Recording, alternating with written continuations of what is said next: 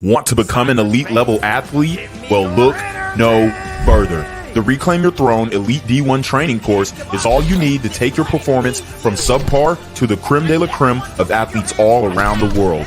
The purpose of this course is to give you a comprehensive weight training, speed, flexibility, recovery, and endurance program that is meant to prepare young athletes for collegiate and professional sports. This course is packed with over 2 hours of creative, action-packed lifts narrated and coached by yours truly to assure increased strength, speed, flexibility, recovery, and endurance. Hey, I get it.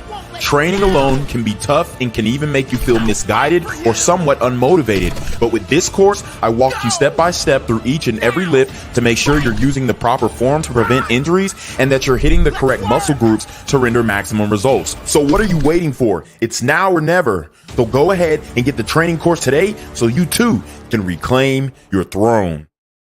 So nowadays, for you to get in a relationship, you have to be a tall, dark-skinned man with dreads. You can't be no shorter than 6 foot. That's all these females love is just tall men. Right here.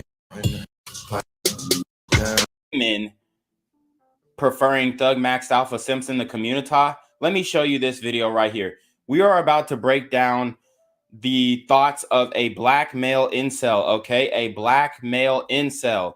And he obviously is an incel for most likely because he's slightly on the autistic spectrum, and he is a he's a low tier Malcolm, okay? He's a medium ugly. I can't really say that he's lucrative because he might be special needs. Communicative, operational, likable man. He's probably not even a Malcolm, respectfully, but he has the potential to be a Malcolm if he commits himself to some type of blue collar work that he can, repeatedly do and maybe become OCD about that specific profession. Now, let's listen up to his gripes and complaints about dating in the community. So nowadays, for you to get in a relationship, you have to be a tall, dark-skinned man with dreads. You can't be no shorter than 6 foot. Woo! That's all these females love is just tall men. Run it back. So nowadays, for you to get in a relationship, you have to be a tall, dark-skinned man with dreads. You can't be no shorter than 6 foot. That's all these females love is just tall men. Wow. So that was actually pretty sad to watch because as a short king, you don't want to come out and say anything like this. You don't want to pit yourself against tall men when it comes to attractiveness and females. You want to keep those thoughts to yourself and work on yourself, man. There are some issues that this brother has that he has not necessarily worked on. Like it appears that he might have some skin issues.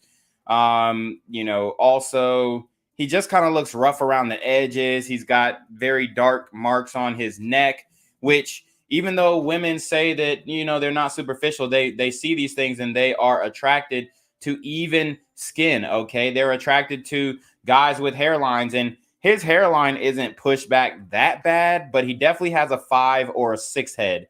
So, if he does get a lineup, it'll look like he has a really wide hairline, which he does.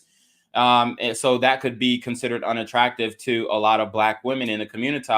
As well, he's very short. He's probably like 5'4", honestly. So that is working against him. But even short men in the community can still eat. That is true. You can still eat in the community if you're short, but if you get swole. See, the thing about black women is that they are willing to overlook these certain things about you if you have a nice body, or if you have something that can, obviously it's not going to be his face. So he's going to have to get in shape. And if you have a nice body, you will be able to attract women that are your height or shorter, or maybe even, if you want to go that route, look for a fat chick who's taller than you. Fat girls, they definitely date down. I don't care what they say. Yeah, they may smash attractive men, because a lot of men will smash anything for sure. But fat women date down. When they get in a relationship, a lot of fat women are with guys who are very short, if not, 3 to 4 inches shorter than them. Guys who are not in shape, guys who are very skinny. Fat women like skinny guys, so they will settle for a small, like a short, skinny guy to be loved. Okay, because at the end of the day, a woman just wants love. So let's get into some of these comments. Black women are straight flaming him. You have some brothers in here who are trying to give him encouragement, though. Bro, you can do all things through God and belief.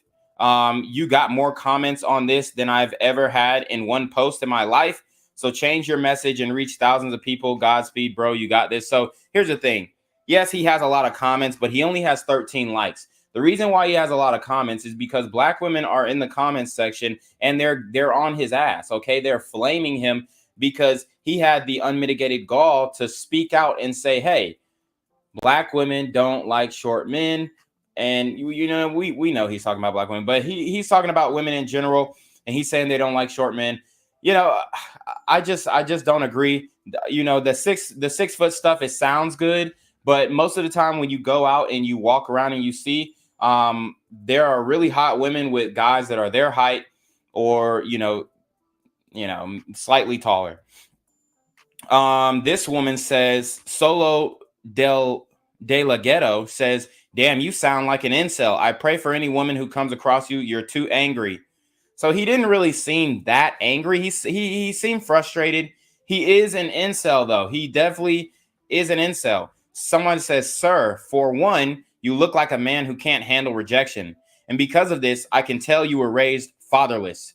Now, hear me out. Women like men. You look like a grown man child with a bird chest and insufficient hairline. I told you guys, I am good. I'm good, y'all. Do I know black women or do I not? Bro, I told you the hairline. She said an insufficient hairline.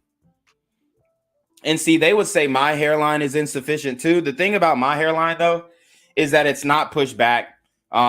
If I get a hairline, like if I get a haircut, it'll be like straight and all that stuff. But with dreads, you really don't need a hairline. I mean, it looks good. Yes, it does. It looks better for sure. But I mean, if I wear my hair down, a lot of women can't even tell. Black women can tell for sure. But any other race of woman, they can't really tell if you have a shape up or not. That's what I've noticed from dating IR. But I told you, black women really care about hairline. Let's see. It's not that we have a specific type. It's that we're just not into you. So we all know that that's not true. Okay. Black women definitely have a specific type, and that's fine. A lot of them will say, yes, I had that type when I was young, but I grew out of it, which is also fine. As long as you learn later. But at the end of the day, you have to be willing to settle for a man who's going to take you after you done been through Pookie and Ray Ray. Because I'm going to tell you right now, recovering a woman from the trauma of Pookie and Ray Ray is way more difficult than, helping them recover from Beta Brad or something like that. They just got heartbreak and they left him because he was boring. She says, also, may I add that you should get out that car, get out that heat, and go to see a dermatologist. Yep, I told you about the skin. I told you about his skin. Black women love a man with even skin. Even though, and I'm going to say this with all due respect, and I'm going to take a sip before I say this. Even though, and this is not something that I say in animosity, this is just in general, a lot of y'all have scars. Okay, a lot of sisters grew up rough. A lot of y'all have scars. A lot of y'all have darker marks, between your butt cracks and around your genitalia, and even on your chest. A lot of y'all y'all are breaking out on top of your chest, and most of that is because of diet. But once the scars are there and you pick at them, it looks really bad. Now, this is not everybody, but I'm saying they really care about a man's skin. They really care about a man's appearance. And as you guys can see, pretty much my skin tone is even keel all the way around. You don't see any like super dark blemishes or whatnot. Pretty even. But like I said, they really care about skin, even though they have skin flaws as well. Now, I'm not saying all of them have skin flaws, but even the ones with skin flaws, like I used to know this girl, she was dark skinned with eczema, and I don't know how the fuck that happened. Oh, I didn't mean to curse, but I didn't know how that happened. How are you dark skinned with eczema? But anyways, she was dark skinned with eczema, and her skin was super flaky, and like when you touched it, it felt like the scale of a fish. And she had super high standards. Like she wanted hot guys like myself, you know what I'm saying? And I'm just like, no, you know what I'm saying? I feel like you would cut my genitalia if I started to stroke it. But so she said something about the dermatologist, which I told you guys before. Funny looking, insecure, mad at the world, incel, looking for love he'll never get. Oof. So she killed him right there. Somebody says, but what's this older sister, and they're supposed to be nurturing and nice and all this other stuff. So you can see her picture right there. This is what they're calling nurturing. But what's wrong with a tall man, though? I'm confused as to why you have a problem with our preference. So if a black man said, hey, I got a preference in a woman who's another race, then it will be an issue. But if a brother says, hey, why do y'all only date tall men? Then they find it insulting. All right. It definitely couldn't be your piss poor attitude, nasty comments, or shirtless cry rants in a random car about how nobody wants to F you. Nope, definitely just your height and haircut. Okay. I see a few people reached out with some constructive criticism and some were a bit negative. Regardless, you're coming back with sharp words. Anger is one of the least attractive things to women. You might feel things, but hold it inside, put a smile on your face, and learn to make a woman laugh while taking care of your appearance, hygiene, mental health, etc. Before you know it, females will take notice. I'm not suggesting you be a simp or a pushover, but self-control goes a long way to be your sorry, I lost my place. Self-control goes a long way to your manliness, which can also be attractive to some women. Back and forth with women about their looks, etc. is a turnoff to the other females watching. Just keep it moving. Don't give negativity back. P.S. I saw another post you commented on. If you're trying to attract large women who are tall and robust, know that they are often attracted to men who are of a taller stature than themselves. Don't make it personal. Good luck. Yeah, that's facts. If you want to date a tall woman, most of the time you do have to be tall. That's just the reality. Women like men that are nice, respectful, and treat them right. You don't have to be tall, conventionally attractive, or rich. A great personality goes a long way. Yeah, I mean that's like for the older women. Younger women, he's in my age group, so I understand what he's saying. But for one, you know, you're just not attractive enough, bro. And that's it. So you probably need to go after uglier girls. Somebody said, baby, you don't got to worry about that because ain't no women thirsty over you. Stick to playing video games. So I'm telling you right now, black women are on his behind. I literally haven't seen one white woman or any woman of another race coming at him. It's just the sisters. No, you don't. So they're the ones who put these 200 some odd comments on his. No, you don't. We just don't want to date you. How do incels like you expect to get females if this is how you treat them, Brody? But you need to chill talking to black women like that, though. If you're trying to get females, that's the last thing you want to do. That's one of the first questions they ask. Facts. Yeah, they do. That's one of the first questions. This is a white guy. How tall are you? That is one of the first questions they ask. It's always the ones that look like this. So they're on his behind, guys. And they're not letting up. So this is what it's come down to. These are the incel men who,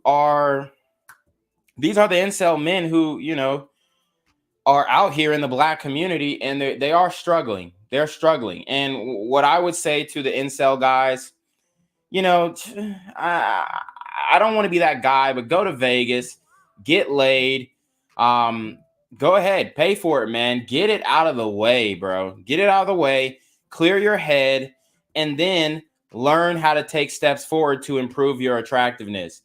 Because for one, I could tell you a lot of things. Your teeth, bro, your teeth, your hairline, of course. Obviously, they're going to be upset with your hairline, which I don't find a huge issue with the hairline.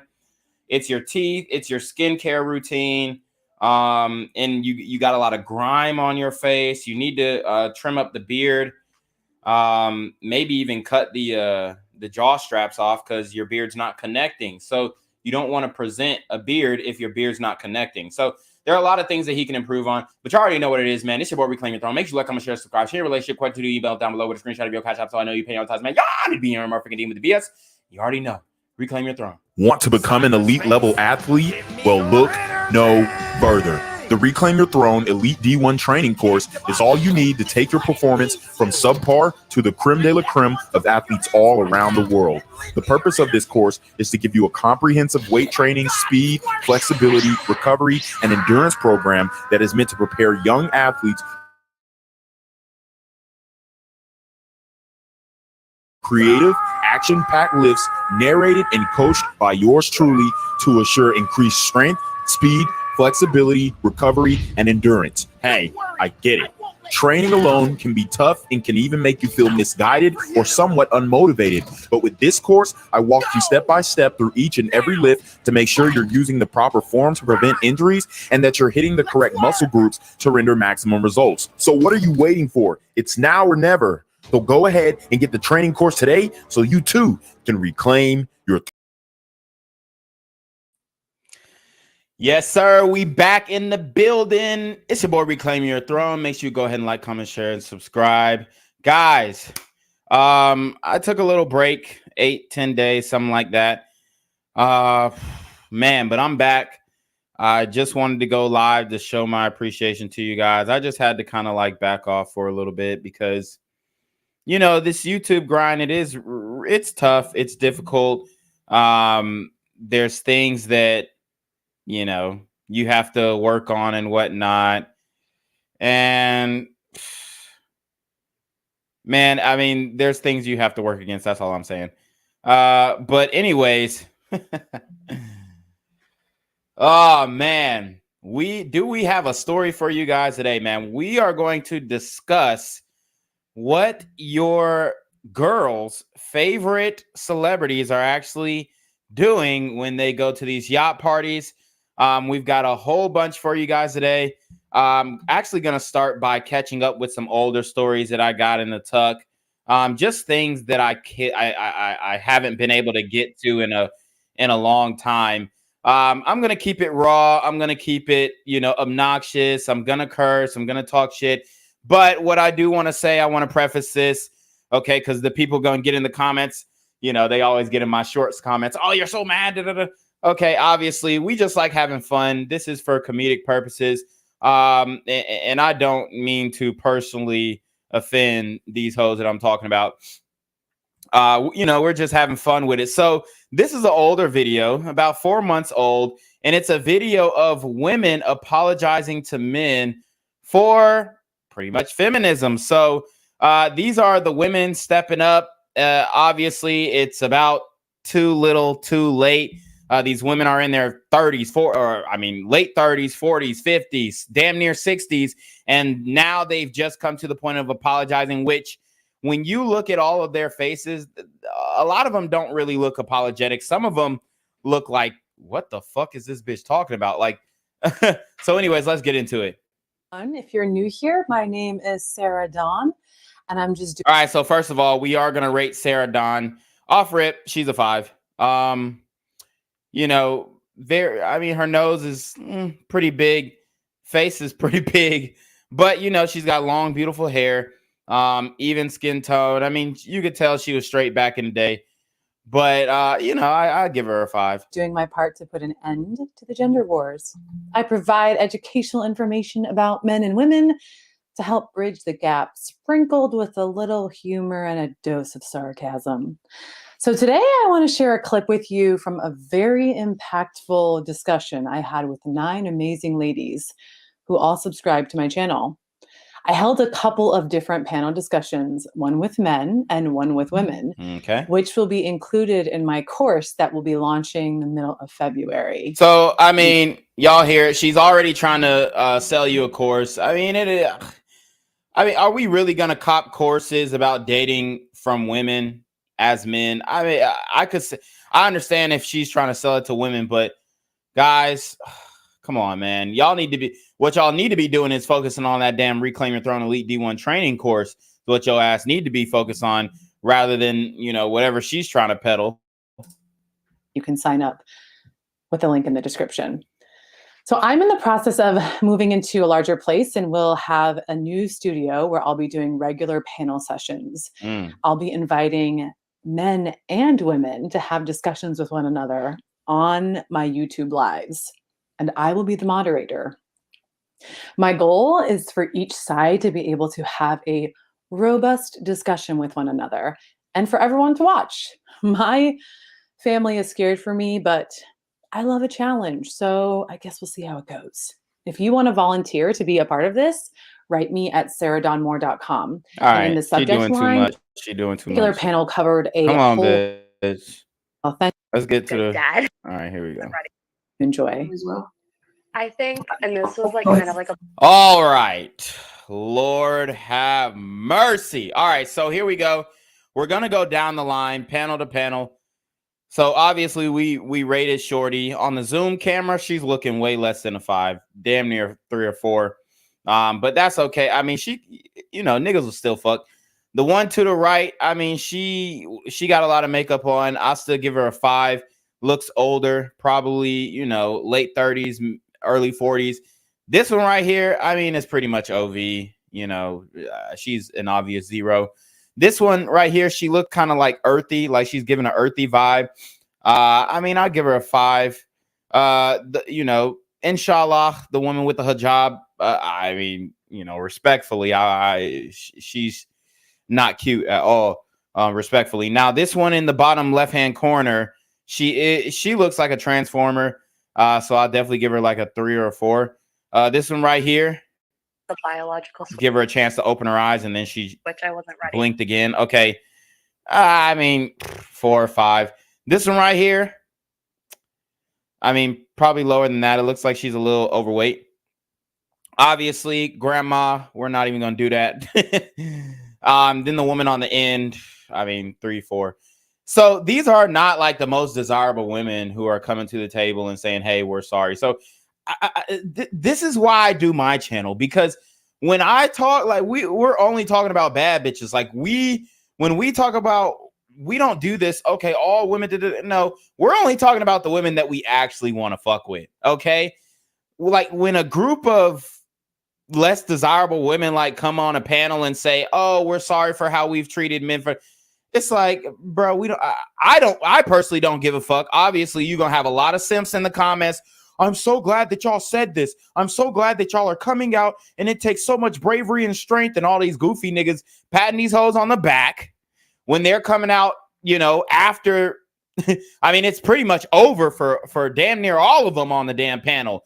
It's probably only 2 or 3 that are redeemable at this point. But it's like, okay, after you done hit the wall, now you're coming out and saying, oh, I fucked up. I should have did this. I should have paid more attention to the men who were good men and all this stuff. And it's too little too late. None of y'all are bad bitches on this panel. So what you're saying right now, it really holds no credence in men, you know, extending retribution for your mistakes.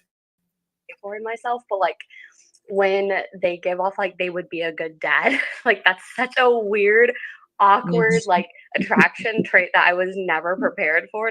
When they give off that they'll be a good dad. So you heard what she said. It's such a weird attraction trait that I was never prepared for. Why was she never prepared for this? Because when she was in her 20s, she didn't give a fuck if a nigga was a good dad.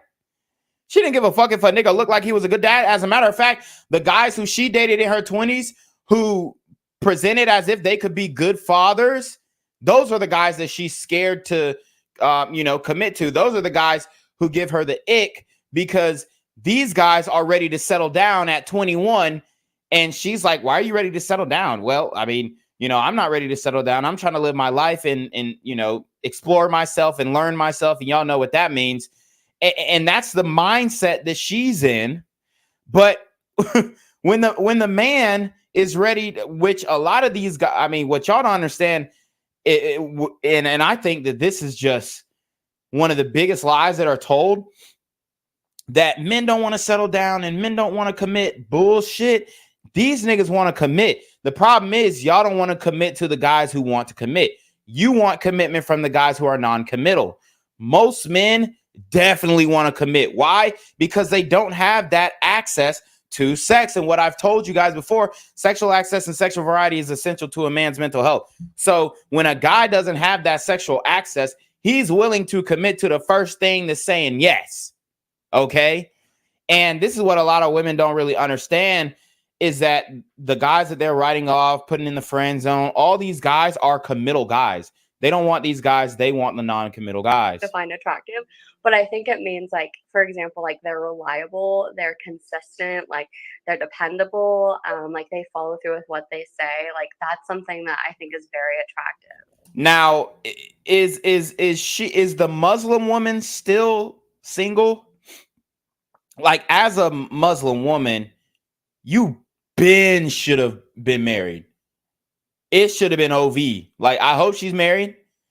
But as a Muslim woman, you get into your 30s and you're not married, it's like, bitch, you done threw the whole Quran away.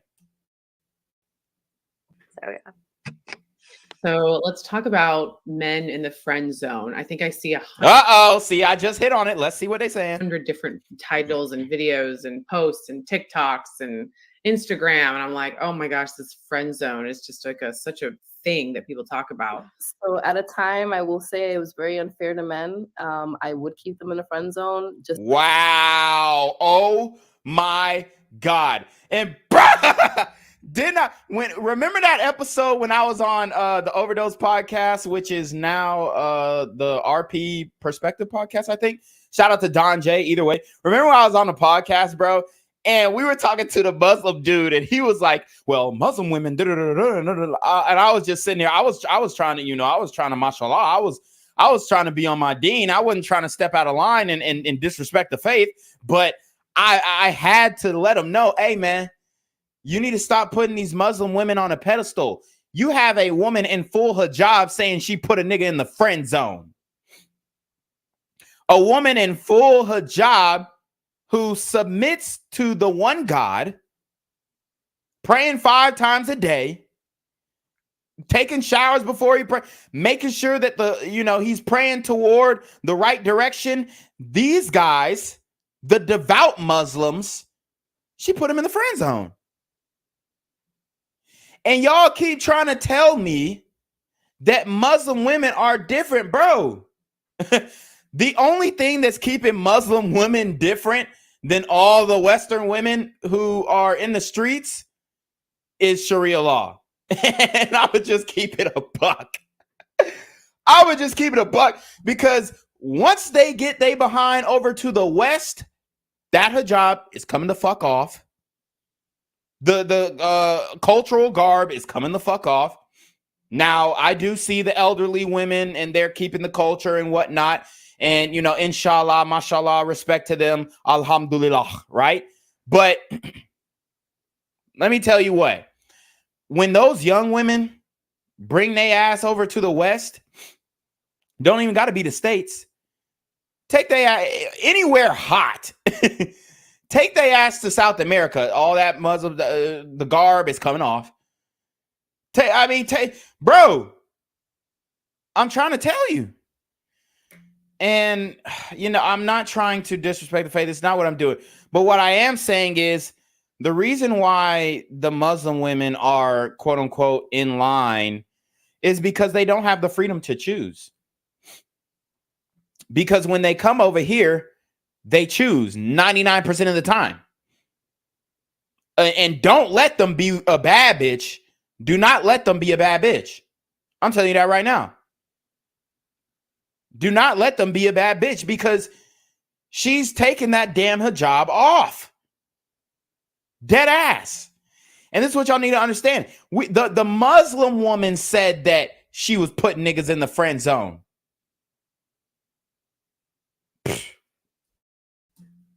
Just to keep my options open, which is hypocritical because I wouldn't want a man to do that to me. Keep my options open? What options, bitch? You supposed to be in an arranged marriage.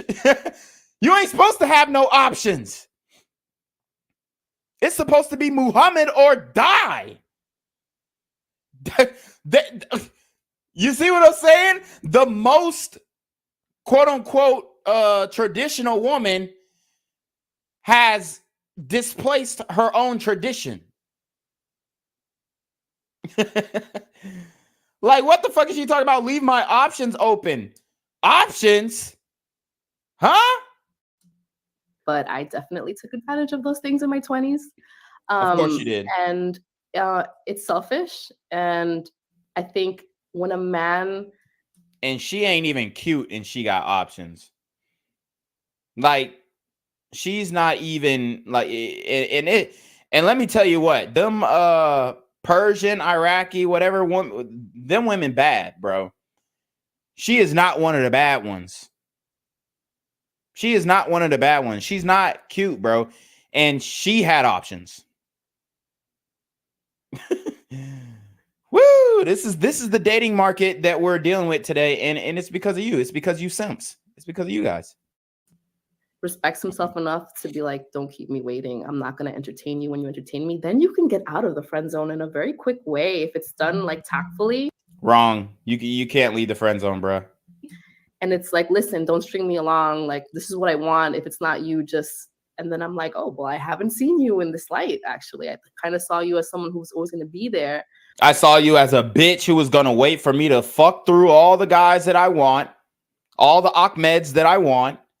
And then you'll be on the back end, you know, still praying 5 times a day, still washing up before you pray, still praying to the east. And then I'll just pull up, you know, after I done been ran through. See, eating pork and all that. I guarantee she probably still eat pork. I'm keeping it a buck. She probably still eating pork. She probably still dining on the swine. Because that's how separated they get from the culture just by coming to the West. So y'all keep saying, oh, these Muslim women this, these Muslim women that. Look, man, inshallah, with all due respect, you know, peace be upon the prophet, but my G, I mean, the only thing keeping them in check is Sharia law. And I'm not saying that I agree with that shit. What I'm saying is give them a choice and they're going to choose what their heart desires. My only thing is I think y'all don't understand what their heart really desires. And that's belonging to the streets. But maybe the fear of losing you makes me assess like what you mean to me, or just the fact that you're taking on this more direct approach of like, I know you have a bunch of guys, but this is what I want and I'm not competing with anybody. Don't waste my time. Bye. Then I'm like, oh, hold on 1 second. You know, it's happened to me like one time. I'm not saying it happens all the time. Yeah. But when someone respects, it only happens with the guys who are hot enough. The other guys who try and play that move, no, it's not happening, baby. It's not happening. Themselves enough to speak up and say, I know the game that you're playing and I'm not going to participate. I'm like, wow, okay, I have to respect you because you're commanding respect. So over time, those amazing friendships, they do want something more. And I don't, and the same thing, I used to be naive and think, you know, they think like I do, like we're just amazing friends, but a lot of times they don't. And that's why we have the idea of they can remain in the friend zone, but I think guys want more and they have to understand that we don't always see it that way. And damn, and these are really basic bitches, like the most basic. It's like none of them are really it. None of them are having that thrax. Like none of them are bad bitches, bro. Not one bitch on this panel is a bad bitch. And they're over here talking to like, well, I had this guy and that guy, and this guy wanted to be my friend, and he stayed on for 10 years and was my friend, but then wanted to escalate further, and I had already not seen him in that light, so now I got to do this, and now I got to do that. Bro, not one of these shorties are bad bitches. It's crazy.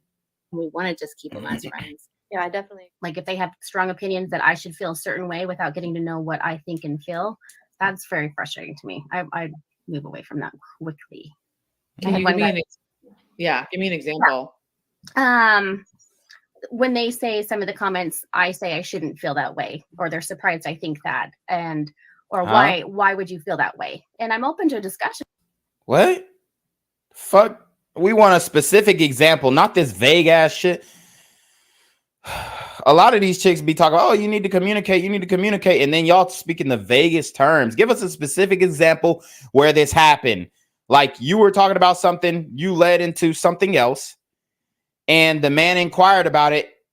I mean, give us a story. Damn. With it, but it's more of a you're stupid for thinking this. You should think my way. That drives me nuts. And one guy I went out with, and he's like, I can't believe I'm with the hot girl from the dance. I'm like, okay, no. You're with me. Get to know me. I'm not that. So, Bruh. Y'all, and I know this was a white guy who said this shit, man.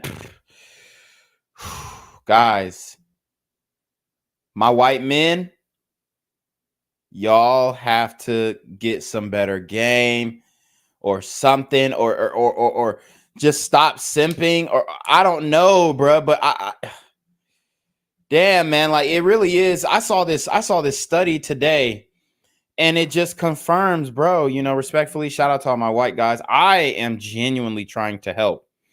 But white guys are the most blue vitamin. I mean, she and a lot of y'all just giving these hoes ammunition. Like she over here talking about, oh, well, this guy, one time he said that, oh, I can't believe I'm with the hot girl from the dance. Bruh. Some of y'all just be saying the most cringe shit. And it's black guys too, and it's fucking Arab guys too. Man, I got a video on this fucking refugee looking ass nigga. Oh my God, bruh. The thirst is crazy. But let me actually bring this chart up. This is fucking embarrassing. This right here is embarrassing.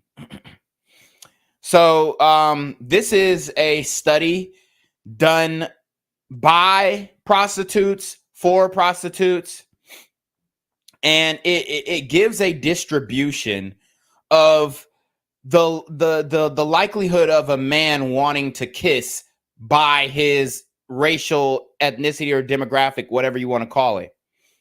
So as you can see, black guys have a high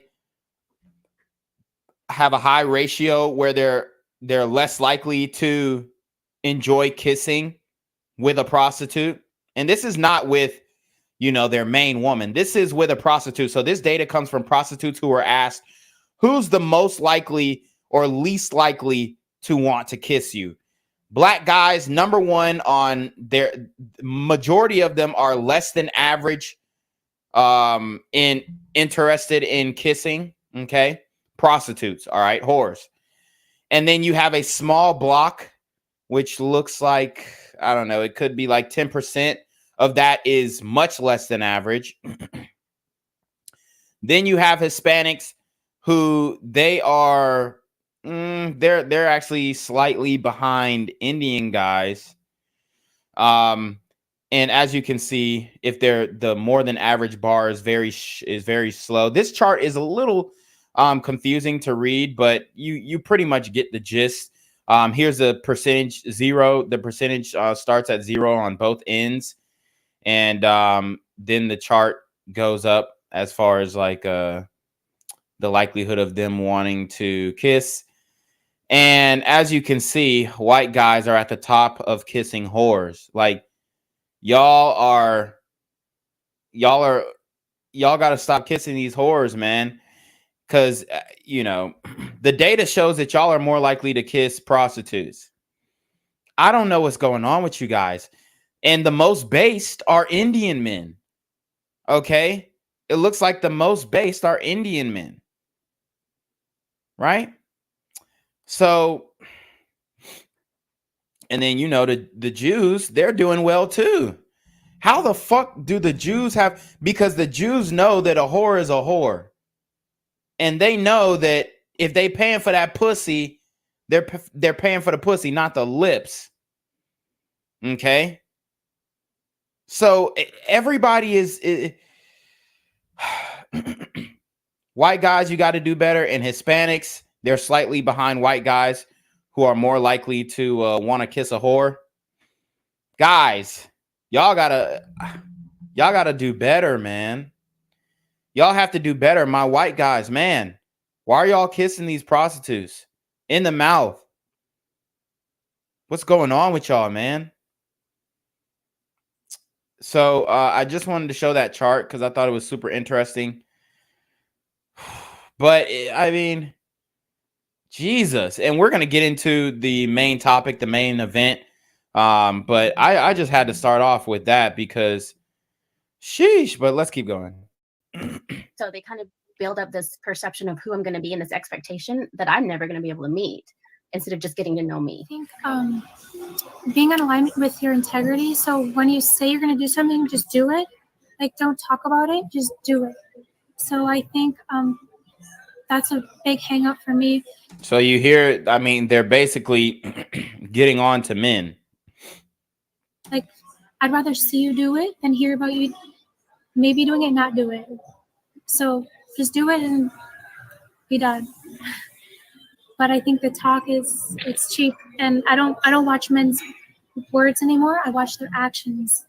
So now you got bitches with flower girl, earthy hoes with chokers talking about, I don't listen to what they say, I'm watching their actions. Ma'am, the choker identifies that you have been sucking hella dick.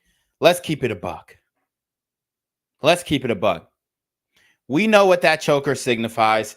And it's just like, bruh, you have, I'm not saying she can't have standards, but god damn, like, bitch, you're rocking a choker.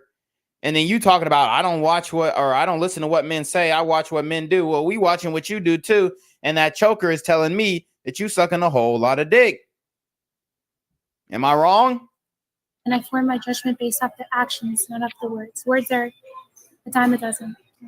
I just want to, everyone is collectively not. Yep. Just to the men that are watching, you know, that is a thing. Saying I promise you we don't give a fuck. I promise you that. Something and they're not following through. It's they have their perception on that as well, but just know that you know there's a lot of women that have. Oh yeah, and women do that all the time. Say something and they don't follow through. All the time, like way more than men. Way more than men. I told you there is a 90% flake rate. 90% flake rate. If you make a date with 10 women, 90% of them are going to flake on that date. 90% of them are gonna no call, no show. Guaranteed. Guaranteed, bro. For the average man, obviously, right? There is a 90% flake rate, and a lot of these women are doing the same thing that they saying the men do. Oh, these men, you know, they're not standing on what they say and all this stuff. Bullshit. Bullshit. Experience that with men. Like there's some things I've done to emasculate men or that have caused, you know, them to feel not good about themselves. Oh, I could definitely answer this one. So in our marriage, this is something you actually really helped me out with, Sarah. So I have to thank you for this because I spent a lot of time in our marriage feeling very frustrated when my husband came home from work, and he's a carpenter. He works in the construction field. So you know how men are direct with each other. Well, it's like 10 times that in the construction field. So I would get really frustrated when he would come home and he just kind of like shut himself out and needed to just like get away and have some alone time. Like I was like, why don't you want to spend time with me? Why don't you want to like hang out with me while we have time to do that? And look, man, if you was hotter, I guarantee he would be rushing home. Get in the gym. That's all I'm gonna say. Now I understand like he needs that time to decompress and he needs to release all the stress from. Yeah, I mean, he's got to go jerk off to somebody who's actually in shape. See, this is what they just don't get it. If you got your behind in the gym, if you had a fat ass, if you looked better, then I'm telling you, his decompression would be you sitting on his dick after work. But because you don't look good, then it's like you're annoying. There was a study that actually recently just came out where when women were, I think what it was when women were introduced to unattractive men, you know, men who they were not attracted to, super short guys, fat guys, guys who just, you know, had bad facial symmetry, they didn't even register these men. Like these men didn't exist in their psyche. But when men saw women who were unattractive or fat specifically, something in their brain, you know, triggered the, I guess, an annoyed response, right? So men are annoyed by unattractive women, and women don't even register unattractive men, you know, from their point of view. So with that being said, because you are not attractive, instead of being the man's piece, you are annoying. And then on top of that, you're not attractive and then nagging. And we're back to square one. Fighting and working all day and dealing with people who are really hard to be around sometimes. And so now I understand, like, okay, when my husband comes home, I've learned to give him like an hour to himself. And he comes out of that hour like so ready to interact with me, our kids, and he's just so much more like soft and ready to like have a good time together. Give one piece of advice for men, one thing about women that maybe they don't know or that you would like them to know. Yeah. Yes. My advice is to just hang in there. It's a tough world for men right now. They don't have a lot of ways to speak or express themselves. A lot of them have been so hurt that they can't move forward. So just be brave and hang in there. So we hear a lot of women being told not to settle. I would definitely tell the men, do not settle. I want to apologize for believing this lie that I can have it all, that I don't need a man, that children are a burden, that my career is more important than anything, that my bank account can replace a person being a husband for me. So now after hours of saying what they don't like about men, what men need to improve on, now at the end, the Muslim woman is apologizing. The same woman who friend zoned all of the men that her father traded goats and farmland for to get her a husband. she's apologizing to men for being a feminist. You can't make this shit up. I'm so sorry that I was this feminist, that media, movies, songs, influencers were convincing me that I can do. I told you, media, movies, songs, bro. When they come to the West, all that Muslim shit is out the window. I done seen bitches in hijabs pulling their whole garments up and throwing that ass back. Trust. Do everything by myself, and that being feminine and vulnerable was the wrong thing to do.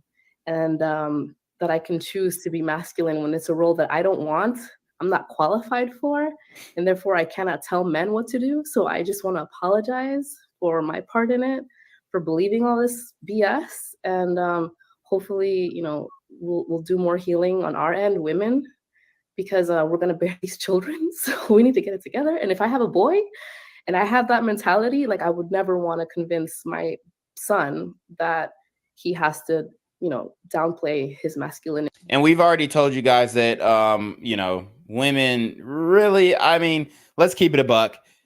They really don't give a fuck about their son's mental health, especially these modern women. And I know that is a shocking statement, but these modern women don't care about their son's mental health. Otherwise, they would look into the data and understand that, and we have an influx of single mothers, obviously, especially in the Black community. We got 80% of the children being born to single moms. And, but, you know, overall, I think it's about 50 to 60% of Americans are being born into single parent households, specifically single mother households. And the reason why is because a lot of these women are just, you know, they don't want the man involved. Okay. They really don't. A lot of people think it's just deadbeat dads and all that. A lot of these women, for one, are fucking dudes that they know for a fact did not want the kid or did not want to be involved. And then a lot of them are pushing away the guys who do want to be involved in their kids' lives. So, with that being said, we know that they don't care about their children's mental health because we know that if they did care about their children's mental health, then they wouldn't introduce other men into that child's life if they become a single mom, because we know that that increases the likelihood of them being physically or sexually abused to the ring of, like, I believe 43%, you know, if that woman introduces another man who is not blood into that household. So, you know, they really don't take these data into account. And that's why it just shows the apathy of raising young boys specifically, but even especially young girls as well. You know, we got a lot of mothers who are in competition with their daughters. To make a woman feel comfortable. Not okay. So I'm just so sorry. Yeah. I know that just from everything that I see, it just seems so discouraging right now to be a man and to have like accusations just flung at you in every direction. Yep. And look at the Conor McGregor shit, the bitch that he's getting accused of. And I think there is actually footage of him going into the bathroom with the bitch. So he might have got the top. He might have fucked. Like, he might have legitimately hit that ass. My thing is, for one, Conor McGregor, why the fuck are you fucking with a fat bitch? See, and I mean, this goes to show white guys are, you know, the most blue pill as of now, as far as like race goes. You know, y'all are the most blue pill, and this is not anything to, you know, discourage you guys or disparage you guys in any way. But all I'm saying is you need to take a couple red vitamins, because when it comes to the simping Olympics, y'all are number one, respectfully. Y'all are most likely the number one OF consumers, and I'm not saying that brothers don't pay for OF, but what I am saying is brothers will do anything but pay for shit. So, I mean, we'll do anything but pay for, especially, you know, porn, which is fucking free. Like, niggas will do anything but pay for the shit. Like, if we go back to that same survey and ask, okay, who tips better? The distribution will damn near be the same. You might even get a bigger tip out of the Jews and Indians and East Asians. But the blacks and Hispanics will have the lowest tips. Okay.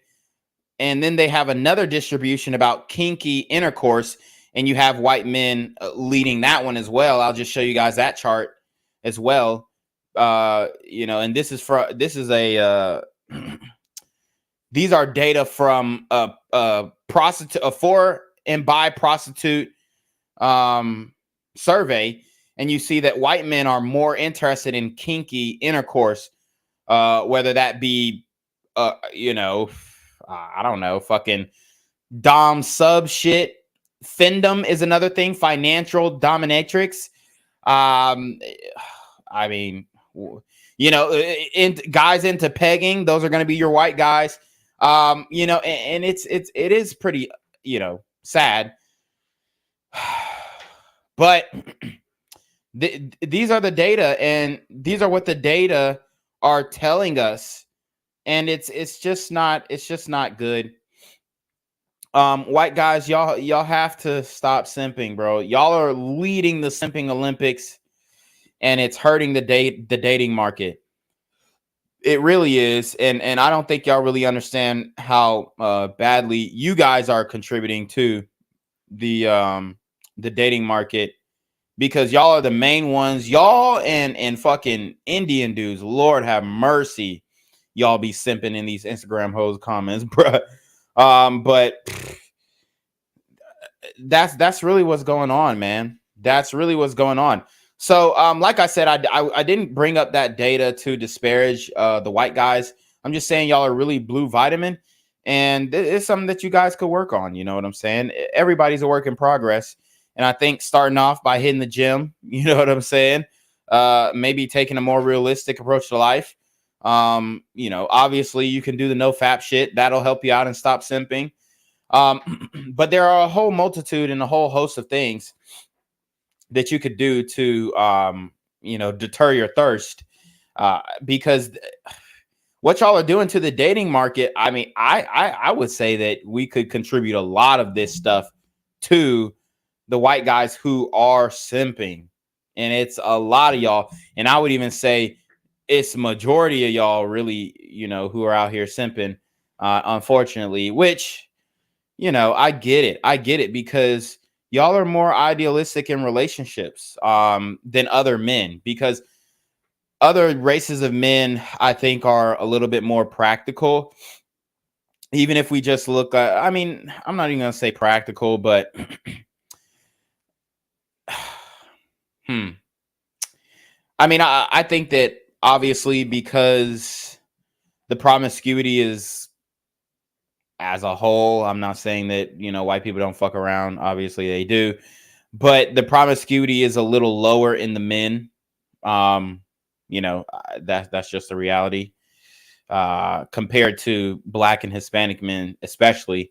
And you could call it degeneracy if you want to. I mean, that's fine. I'm not against these certain terms.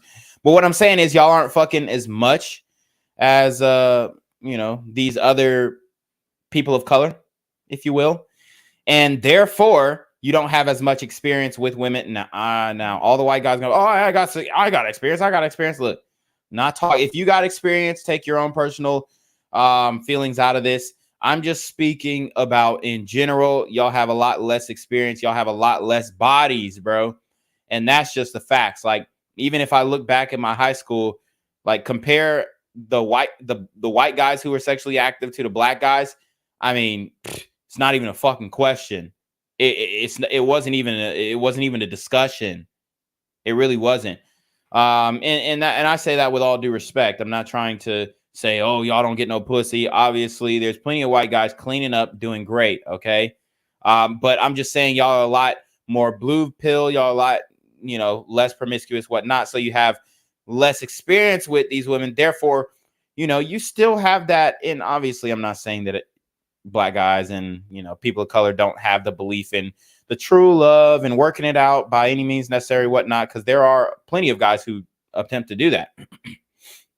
But I think that it's just more common for, a lot of the white guys to, try and stick it out in the relationship and go to the therapies and do the marriage counseling and all these things that we realize have not been working over the decades. In the media, but I feel like there are a lot of us women that are starting to wake up to this, and we're starting to see through the lies of the media. And I'm gonna tell you right now, no, the fuck they're not. The only reason why y'all waking up is because y'all old as fuck. Y'all aged out of the dating market. It's OV. Women are not waking up. As a matter of fact, we're just getting started. Y'all want to talk about a gender war? We're just getting started with the gender war. We're not even in the belly of the beast yet. We're not even halfway through, not even a quarter. Talking about some women are starting to wake up. Bitch, where? OnlyFans has more users now than ever. They have 2.1 million users, of which 75% are women. And these users are active accounts that are creator accounts, not clients. Okay. Not Johns, not Tricks. I'm talking about they have 2.1 million creator accounts, of which 75% are women. The average income on OnlyFans is $180 a month. So even though they know that, some of them don't know and are not educated on the average income, but I mean, you could be a basic bitch and make a lot of fucking money on OnlyFans. And that is the truth. That's the reality. And, it's unfortunate. It's not really unfortunate. I wouldn't even say it's unfortunate because I support all the shit. I support the hoes being hoes because we need hoes. Okay. We just need them at a fair price. No, they're going to hate that. I'm just playing. Yeah. We're smart and we're catching on. This is not going to be a forever thing. I believe, where men are, really thrown away so much. So there are a lot of women who are starting to understand what's going on, and we're too late. And that's what I'm saying, bro. Like, okay, yeah, there's a lot of women who are understanding what's going on. Yeah, after they turn 56 years old, and they're like, oh shit, where'd all the men go? None of them are buying me drinks. Nobody wants to fuck me anymore. those are the women who are waking up. The young women, it's OV. It's only getting worse. We're leaving this feminist movement, me included. And I believe that and see, that's what they say. Oh, leave the feminist movement, me included. I mean, bro, it's pretty much OV. It's pretty much OV. Okay? It's OV. Like y'all been, you know, the time has come. The time has come. All right, you pretty much ran out of time. Just believe that if you're looking for a woman who's understanding and who's not going to emasculate you, we are out there, and there are a lot of us. You just like Alana was saying, don't settle just because you think they're not out there and that you can't find someone who's going to give you the respect that you deserve. Yeah. Take care of yourself when you're down before you get back with somebody else. I would say thank you for all the ways that you show up for us. I know you do a lot in the background and you often go unthanked, but you are often making sure that we're well taken care of and that you're creating a space for us to be able to be ourselves. And a lot of what you do goes unnoticed. So don't stop.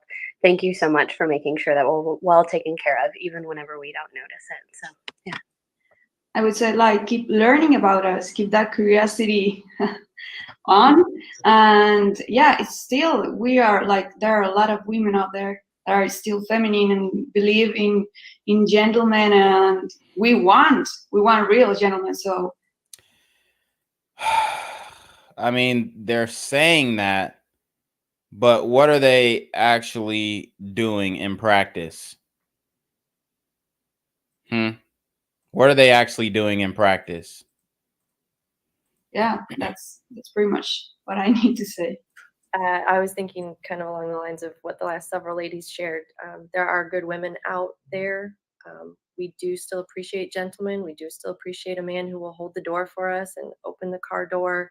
And Swear to God, they keep saying this shit, but when the guys who are actually the guys who are actually doing these, they're not getting rewarded for it. I mean, that's just the guys who are doing these things that these women are asking men to do. They're not getting rewarded for that. And that's just the reality. They're just not, okay?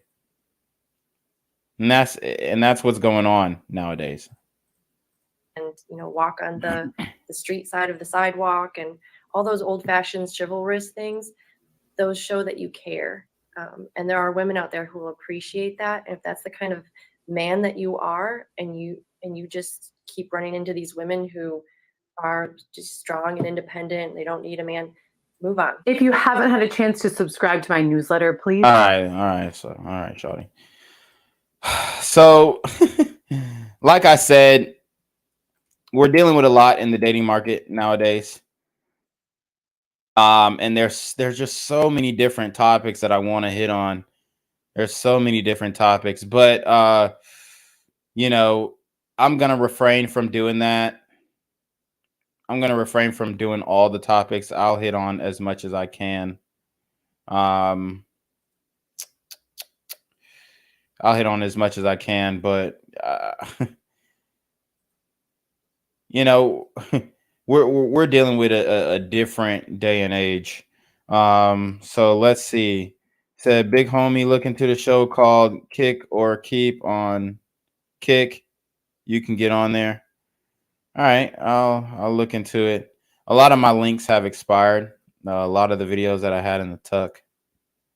Let's see if I can bring any of these up. Yeah, all these TikTok links are dead. It's crazy. Damn, a lot of these links that I had in the past are dead. So I'm gonna show you guys this video. We have an ungrateful daughter. She gets a Tesla on her Sweet 16, and she shows her lack of appreciation to her parents. Surprise! This is your car, girl. I didn't want a Tesla. I don't like electric cars. Wait, what? Wow. Mercedes Benz. I don't like Tesla. You said you like the electric cars. I said I like Tesla. I said a Mercedes Benz. I don't like Tesla. Well, you gotta like. This is better than a Mercedes Benz. I don't want no car that if I gotta charge it for it to work. I didn't want that. Wow. I'm grateful that you got a damn car. That's crazy. Imagine getting a Tesla for your Sweet 16 and being ungrateful. Just not appreciating a Tesla is not a cheap car. That shit's expensive as fuck. And just not appreciating that. Ridiculous. I could have just been walking. I would rather walk than Right. You should be happy. You can put the keys back in your purse. Oh, and I will. And don't ask me for nothing else. Damn. You're gonna be happy with that money. How much is this? Girl, open it up and stop being ungrateful, because now you're starting to be ungrateful where you ain't got to worry about me ever again. I said I wanted a Tesla. I always told you I wanted a pink Mercedes Benz. Okay, well, I couldn't get the Mercedes Benz, so you and got then that. This is all you gave me for my Sweet 16 and my golden.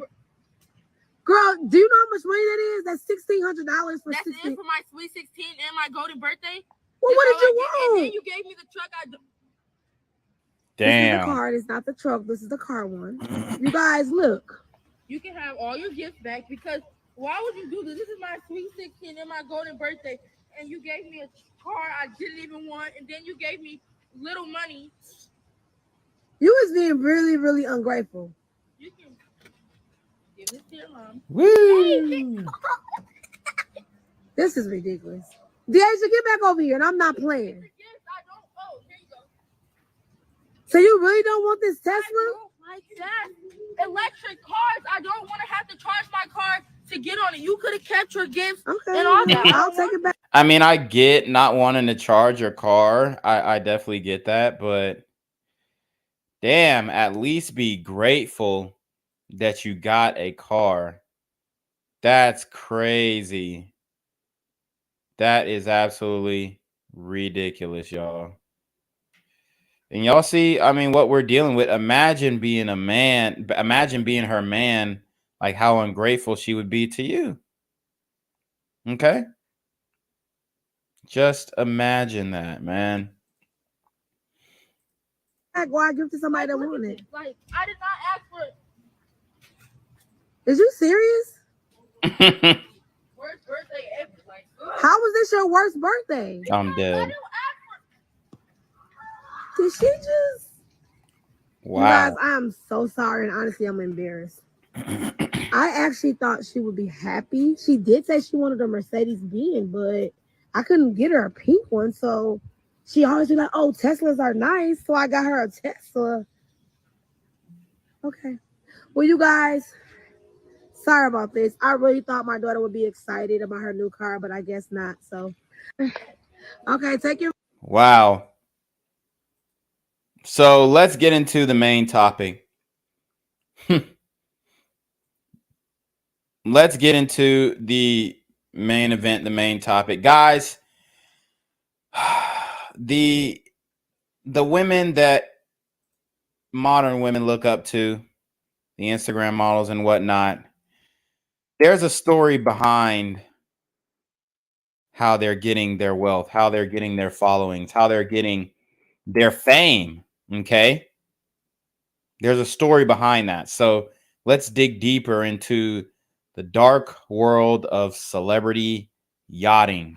Yachting is one of the entertainment industry's biggest open secrets, with A-list stars, including models, actors, and influencers, being rumored to have been involved in yachting at some point during. You seen that shit? Said Meghan Markle. Actors and influencers being rumored to have been involved. In yachting at some point during their careers. If you're unfamiliar with the term, yachting is used to describe the practice of being paid to spend time, often on a yacht, with extremely wealthy clients. Over the years, it has become a popular way for women to raise their profile while making some money. However, under the surface, it has a dark history of coercion, sexual exploitation, and human trafficking. All right, so let's just stop it right there. See, I hate the human trafficking shit. Like, let's make one thing clear. A lot of these women are voluntarily doing this work. See, there's a fine line between sex work and human trafficking, right? And you see this fine line is what has Andrew Tate caught up right now. Even recommending a woman's sexual services to another man could be legally seen as human trafficking. So say I go to Vegas and I fuck a hooker. And then I go to my homie and say, yo, man, this hooker named Daisy, dog, she can do this, she can do that. She got that pussy, she got that ass. She be giving stupid top, whatever. And then I recommend that whore to him. Well, if there is any physical evidence or digital evidence, I might add, of me referring him, I could possibly be hemmed up on a charge. And this is why, guys, NDAs, consent forms, all these things are super important. Super important when dealing with this world. Now, what I'm going to do, I'm not going to diagnose right and wrong. I'm going to tell you how to maneuver in this world as a man and as a woman. But what I am telling you is that these women are voluntarily hopping on these yachts, voluntarily selling the top, voluntarily selling the WAP. They want to do it because there's financial incentive. And a lot of these women, they don't really want to work. And they want to be able to take advantage of the shortcuts that are presented to them in life. So if that means fucking a 70-year-old billionaire to get on a TV show, they're going to do it. If that means, fucking a 56-year-old, paraplegic motherfucker who got $1 billion, then they're going to do it. Okay. Why? Because for one, it's lucrative. All right. They can get good money out of it. But is it the right money? That's debatable. And for two, it puts them in rooms that otherwise they would not have been in. The term itself first started gaining traction when The Hollywood Reporter published an investigation into the culture at the Cannes Film Festival in 2013. All right, so let's actually read this article because I really wanted to get into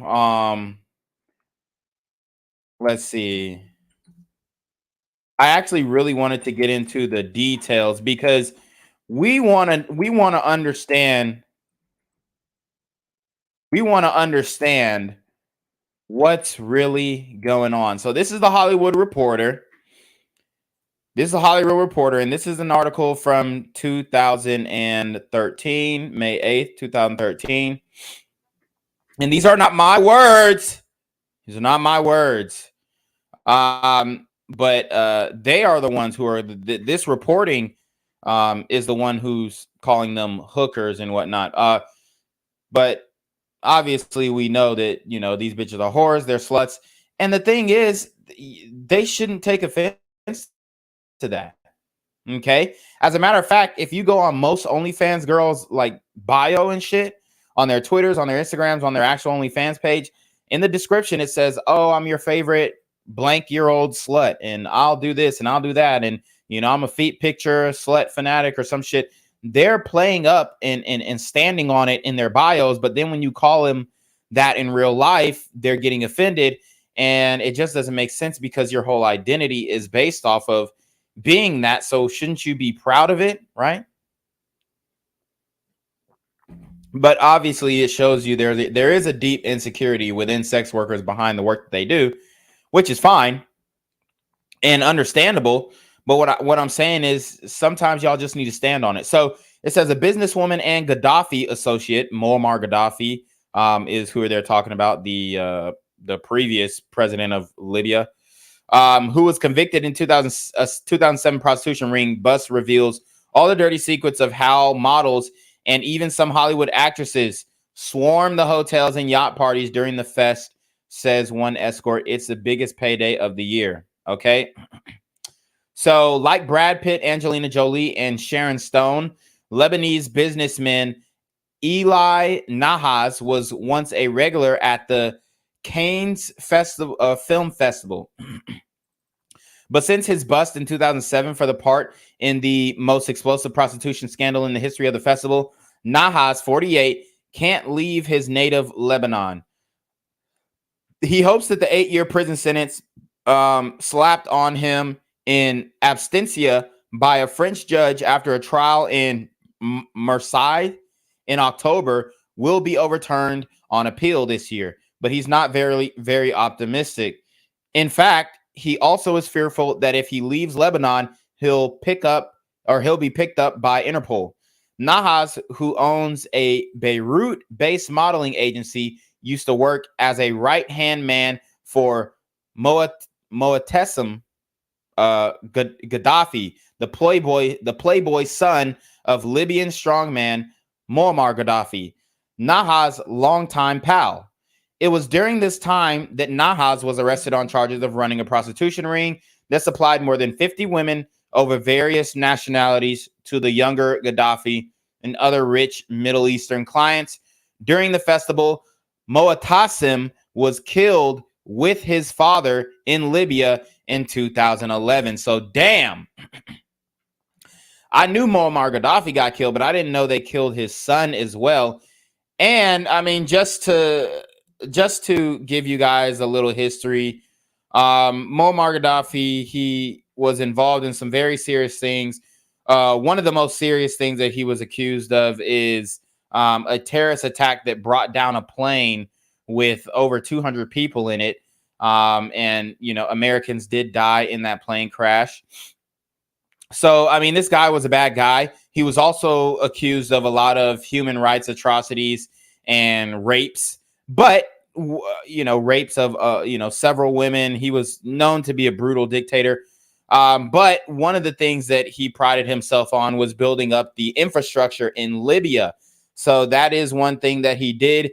Obviously, he was corrupt, and, you know, he was a bad guy, and he was also obsessed with plastic surgery. He was obsessed with his appearance, so much so that, I mean, this nigga, he did a whole bunch of work on his face, and he just, you know, he started looking crazy as he got older.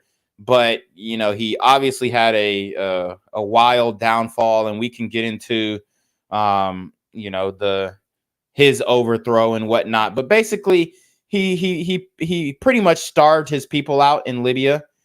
And he was involved in a whole bunch of different things.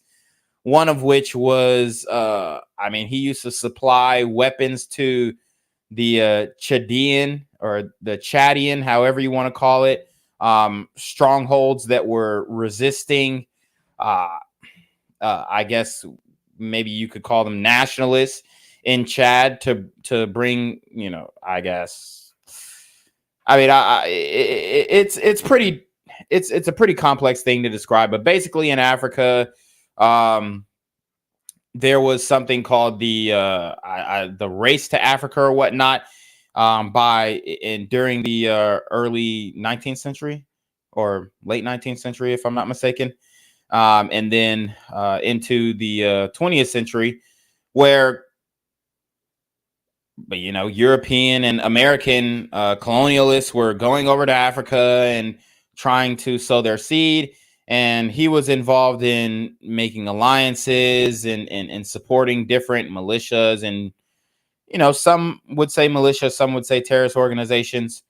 And then he also did he gave some intel to the United States about different terrorist organizations in the Middle East. So, I mean, he's a very controversial figure is the point. But anyways, let's keep going. The women ran the gamut from full-time escorts to model to beauty queens, and they serviced men in hotels, on yachts, and in the palatial villas on the hills above Cannes. Is that how you pronounce it? Police said Philippe Camps, a lawyer for a Paris-based anti-prostitution organization that was a civil plaintiff in the trial, tells THR that some of the women were brought to Cannes under false pretenses and coerced into prostitution. Police broke into Nahas' room at the city's famed Carlton Hotel in August 2007 and arrested him after a lengthy investigation involving wiretaps, which helped them identify Nahas and several others as key members of the vice ring. Prostitution is legal in France, but soliciting, whether with advertising or on a street corner, is not. So they're basically saying you cannot market or advertise the women, and the women cannot market or advertise themselves. But we all know that the men are going to be the ones ultimately held responsible. The women most likely are going to be able to skirt accountability. And that is something that's also unfair when it comes to prostitution. To the buyers, it's like you're punishing the drug purchaser, but not the drug dealer. Okay. And we all know that pussy and mouth of a woman is a drug. Nahas remains bitter about his arrest and subsequent conviction and denies he was running a prostitution ring. He says he was unfairly singled out in a sea of rich players who move in and around the Cannes Film Festival's second biggest business after movies, sex. Why me? Asked Nahas during a phone interview with THR from Beirut. The police know what goes on during the film festival, and they turn a blind eye. But they went after me. Why? Because I worked for Gaddafi. Yes, they can make up to $40,000 a night. So that one connection, his one connection with Muammar Gaddafi, if he would have just stuck to selling whores to white Europeans, he would have been fine. He would have been absolutely A-okay. But because he was selling to an African dictator, was he singled out? Now, we could talk about systemic racism and white supremacy and all that stuff off that angle, but let's keep going. We all look forward to it, says a local prostitute in Cannes who goes by the name of Daisy. How did I know it was Daisy? Dude, I just brought up Daisy earlier. That's hilarious. On her website, but declined to give her surname. Daisy is one of many independent escorts who have their own websites and usually avoid going to hotels and bars, except during the festival. There's a lot of competition because there are so many girls, but the local ones have an advantage. We know the hotel concierge. The local prostitute says Daisy routinely drops cash off with the concierge at the town's top hotels. In return, if they are lucky, concierge sometimes steer clients their way. During the 10-day festival, an estimated 100 to 200 hookers stroll in and out of the big hotels every day, according to hotel sources. Nahas says the money can be bigger than most people realize. The most beautiful call girls, he says, know to target the high-end hotels where all the Arabs stay. Wow. So you see, Arabs are really into tricking. And that's why the Dubai porta potties are so famous. They can make up to $40,000 a night, says Nahas. Arabs are the most generous people in the world. If they like you, they will give you a lot of money. And the reason why they're the most generous people, quote unquote, the most generous people in the world, and we all know how they treat their women in their home countries, but the reason why they are classified as the most generous people in the world when it comes to wealth is because they have access to a lot of natural resources, being petroleum, oil, gasoline, and other, minerals that are native to their own lands that they monopolize and, oftentimes ostracize their nation's people from these resources, and then they hoard them for themselves and then spend them on fucking whores. And this is why,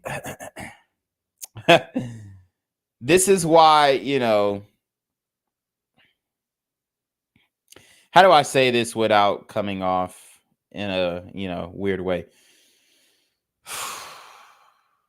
You know what? I'm gonna just keep it to myself.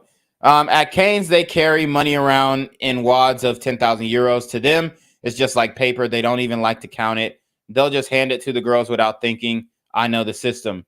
The serious action starts at 10 p.m. He says, call girls, sit in the lobby, and prospective clients check them out.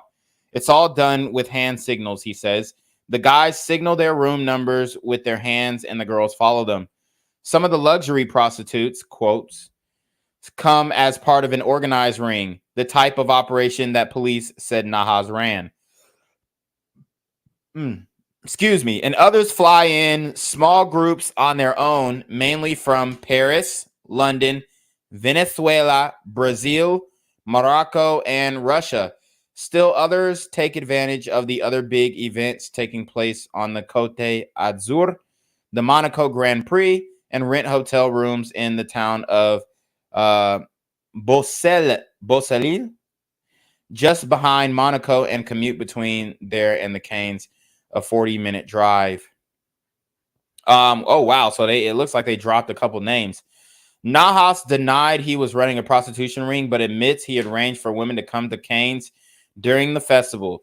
His job, he says, was to pick them up at a nice international airport, bring them to the port at Canes, and place them on small boats that took them out to Gaddafi's yacht, the Che Guevara, and other luxury vessels. Now, looking into CIA documents and declassified documents, a lot of these women who went on these yachts with Muammar Gaddafi specifically, but let's just in general, I don't want to single Gaddafi out, because this is what the Western powers and the United States like to do.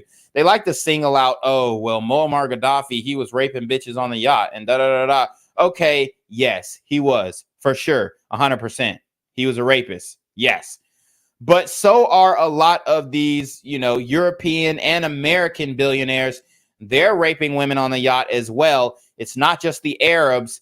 And I mean, that's just the reality. That's why when I was talking about the hoe gang, when I'm talking about the prostitute gang, prostitutes know, like, they, for one, and I'm gonna just keep it a buck. Prostitutes don't like, they like black guys, but they don't like black Johns, because black Johns are the cheapest, because black guys know the fucking game. We know that pussy don't cost $2,500. We know that. We know it costs we know a bitch will take $150. We know a bitch will take $75 for some head. That's why, because I'm not going to say we're better negotiators, because, obviously when it comes to business, other races kind of have that thing sewed up. And I'm not saying that we don't have great black businesses out here, but what I'm saying in general is we're better at negotiating pussy. That's what I will say. If anything, y'all can have the contract law and all that other shit. We're good at negotiating pussy. We know that pussy costs shit. $100, a handle of Jack, and some coke, and a couple blunts, an eighth of weed. We know that, but the Arabs, they don't fucking know that, so they don't know that. Honestly, if you just boom, and I don't advise guys to do this, but I don't advise having intercourse with any woman with any type of drugs. But what I'm saying is, nigga, you pull out some Henny, some coke, and I'm not talking about cocaine, I'm talking about Coca-Cola. But even if you do pull out the cocaine, that's an automatic starter. And I'm not saying you do this in order to fuck bitches, but what I'm saying is, like, that shit fucking works. It is what it is. And anybody who's denying it, and anybody wants to go and chop this up and say, oh, well, you're endorsing drugging women and all this other stuff. Ain't nobody doing all that. I'm just saying, when you bring out the Hennessy, when you bring out a couple blunts, and when you bring out the cocaine, the bitches are fucking. And it ain't much convincing that you got to do. I don't give a fuck how ugly you are. And that's just the reality. So what I'm saying is, they don't have to pay them, everything that I got on me, 10,000 euros. It's not worth that. And that's where the game is getting fucked up. Because on a day-to-day basis, even the most beautiful women, they're selling blowjobs for $80 a pop. Fuck out of here. So you got me fucked up if I'm paying 10,000 euros when I know for a fact on a regular day, on a regular basis, you're paying $80 for some head. Or you're getting paid $80 for some head. The Che Guevara and other luxury vessels. Okay. I was not party to anything else, insists Nahas. I don't know what took place between any of them. I had no part of it. They may have just been there to talk and have fun. And that's what the women say that they're doing. Oh, I just went to have fun and meet these guys and network. They call themselves networking. I'm going to keep it a buck with a lot of you ladies. Y'all are not networking a damn fucking thing. You don't have no business that any fucking savvy businessman is willing to invest in, might I add. And a lot of y'all don't really have a product or any type of software that's gonna improve these men's lives or you know, streamline systems in their business. See, that's what guys are talking about when we're talking about adding value. Do you have a software that's going to streamline my business processes? You know, that's what men are talking about. Can you code a website to make it super dynamic and super robust, but everything compact into one website?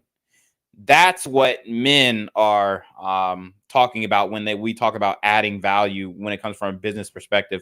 Not like being a fucking cheerleader and saying, you go, billionaire. You made $1 billion by yourself, but keep going. I'm your moral support. Like, that means it really doesn't mean shit. So that's what we're talking about when we talk about providing value, adding value. You know, even if you're a CPA or something, if you can balance some books, something. So Gaddafi never touched Carmen, says Nahas. In fact, she was a little angry because she felt he didn't pay enough attention to her. But Gaddafi was shy, believe it or not. Women had to make the first move. A spokesperson for Electra could not be reached for comment. So they're saying Gaddafi was shy. I mean, he was probably just used to drugging bitches and fucking. Nahas says who was jailed for 11 months after his arrest in France, then released for lack of proof. Says the younger Gaddafi sent him $25,000 a month to live on after his reputation was ruined in Lebanon, and he no longer could work. Since Gaddafi's death, the money has dried up. I cry blood for him every day, says Nahas. When Nahas was arrested, police confiscated an address book that contained dozens of names and contact information for some of the richest princes and potentates in the Middle East. Nahas admits that he knew them all, but denies that he procured hookers for them. But even if he did, says Nahas, there are plenty more like him all over Cannes during the festival. Please, says Nahas, every year during the festival, there are 30 or 40 luxury yachts in the bay at Cannes, and every boat belongs to a very rich person. Every boat has about 10 girls on it. They are usually models, and they are usually nude or half nude. It's drugs and drink and beautiful women.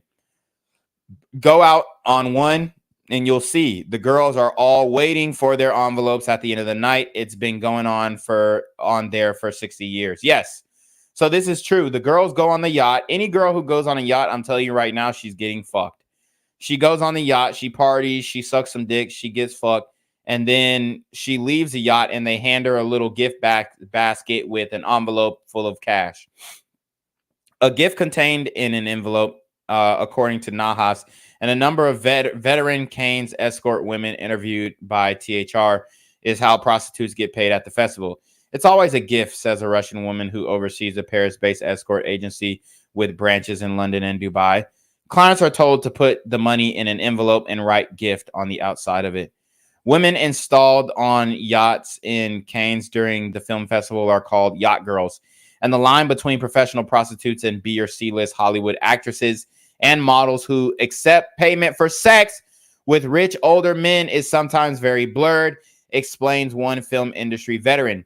You definitely recognize more than a few names from Hollywood and on Instagram nowadays. He says these are actresses who made bad career choices and fell off the radar. They tell themselves what they're doing at Cannes is okay, that they're just on dates with rich men, when the reality is they're doing what prostitutes do. They like the money. Exactly, bruh. This is what I'm saying. When women say, oh, I was dating him, bruh, stop the cap, bro. You was getting fucked. It's crazy how they spin you guys, man. And you guys are falling for it, every single fucking one of you. Carol Raphael Davis, a longtime French-American film and TV actress, Two Broke Girls, Angel, who grew up in international circles in Paris, London, and Thailand, says few people realize that some prominent and moneyed society women spent many years as high-priced prostitutes. Davis, who is married to a TV comedian writer, Kevin Rooney, and divides her time between France and Beverly Hills, says she has two acquaintances who used to work the Cannes Film Festival as well as other exotic locals around the world. I could never understand how they could do what they did, says Davis. Davis says she has been propositioned by some of the most richest men in the world, but could never imagine sleeping with them for money. Yeah, all right. She says the women she knew traveled the world like jet setters, and one of them eventually ended up marrying one of the richest men in France. So a lot of y'all talking about, see, this is what y'all don't understand. Okay, people think that hoes don't get wifed, and okay, yes, maybe like corn stars, if you film yourself getting fucked and stuff like that, and it's all over the internet, they may not get wifed, but high level escorts, high level prostitutes, I'm talking about women who are getting paid $10,000 a pop just for the blow job. These women get wifed. They do. Because, you know, even though they're doing the ugliest things, like Kanye said, the prettiest people do the ugliest thing for the road to riches and diamond rings, flaws, because they the haters. Okay, anyways. But the reason why Kanye said that is because it's true. These are the most beautiful women on the planet, and they're doing the ugliest things, quote unquote, for money. And I mean, a lot of these girls call themselves dating these men, and some are genuinely going steady with these men. Yes. And these billionaire men are willing to wife them up because the power dynamic is just, for a lot of these men, it's just hard to overlook. You have complete autonomy over this woman who, you know, for a fact is with you for your money, and you know she ain't fucking going nowhere unless you do some nut shit. So, I mean, the power dynamic is irresistible to a lot of these guys, especially with these beautiful women. And we know that, okay, most of the billionaires are going to be white men, and we know that white men are the most blue vitamins. So, yes, white men will 100% absolutely marry some of these whores for sure. I could never understand how they could do what they did, whatever. She says the women she knew traveled like jet setters. Okay, yeah, that was another point that I wanted to make. The women who travel the world like jet setters. Okay, they're definitely selling the pussy. This woman didn't even enjoy sex, she told me, says Davis, but she didn't mind it either. She didn't mind sleeping with men who were repulsive. She said it never lasted more than 5 minutes, so it wasn't that bad. And that was the article there, guys. So very dark truths about what modern women are doing. And now, and this was in 2013. What do you think is happening now in 2023, 10 years later?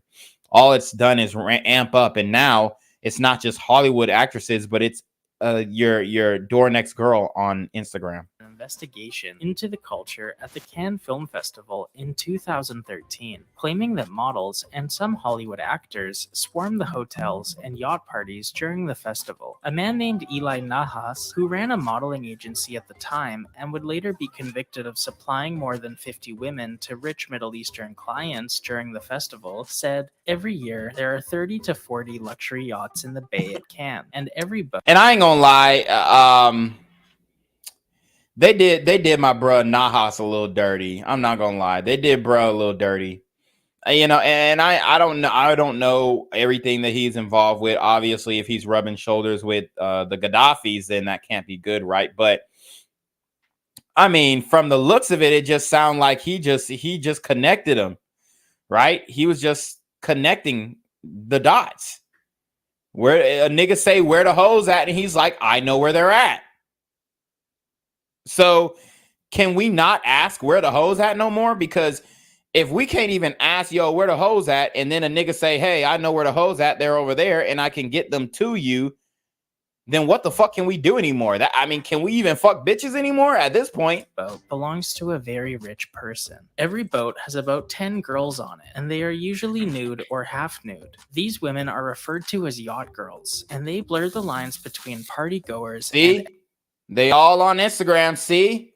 Any bitches on a yacht, any bitch on a yacht on Instagram is a yacht girl. Every single one. And I told you guys, any girl with over 100,000 followers on Instagram, But nowadays, it's damn. I mean, shit. If she got over 25,000 followers on Instagram, she's selling the pussy. Are referred to as yacht girls, and they blur the lines between party goers and escorts, as the general agreement between them and the host of the boat is that by coming aboard, they are expected to carry out favors. But at the end of the night, they are all gifted envelopes full of varying amounts of money. The amount of cash they receive is based upon their celebrity status and what favors they carried out over the course of the evening.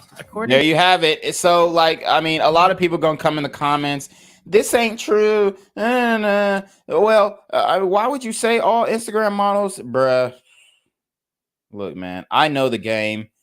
I actually know some women who y'all never think who was selling pussy. I do. To Nahas, you definitely recognize. And I'm gonna show you how thirsty these, respectfully, I'm gonna show you how thirsty these Arab men are. These niggas are thirsty, bro. And it's bad, bro. It is bad. Let's keep going. Recognize more than a few names from Hollywood. They tell themselves what they're doing at Cannes is okay, that they're just on dates with rich men, when the reality is they're doing what prostitutes do. Some celebrities who have been alleged to be yacht girls include Bella Hadid, Hailey Bieber, and Meghan Markle. Woo! Bella Hadid, Hailey Bieber, and Marilyn, or what's her name? Meghan Markle. So Justin Bieber's wife, goddamn. I mean, shit. It's crazy. Before we get deeper into that, let's ponder why an already wealthy and successful person would consider doing it. As previously stated, the men who own these boats are extremely wealthy, and unfortunately, with wealth comes power and connections, and having a decent relationship with some of these people could take your career to the next level. According to the Hollywood Reporter, yachting your way to stardom happens with disturbing frequency, and even pointed a finger at actress Irina Shayk, who landed her debut role in the film Hercules despite having zero previous acting. Wow. So they're saying Irina Shayk is a goddamn yacht bitch. So let's see if we can find this little bitch Instagram. Let's see if we can find this little bitch Instagram. You dig? I ain't gonna cap. Instagram, and I mean, the bitches are only getting badder, bro, on Instagram. I'm not gonna cap. I'm not gonna cap. And then the badder they are, the more likely they are selling pussy. So this is what's going on, man. I would shit if she. I would even go as far as to say if she's a 9 or 10, she's selling pussy. I would just say that right now. So Irina Shayk has 22 million followers. 22 million followers. So let's go to her Instagram. And I'm going to show you exactly what the fuck I mean.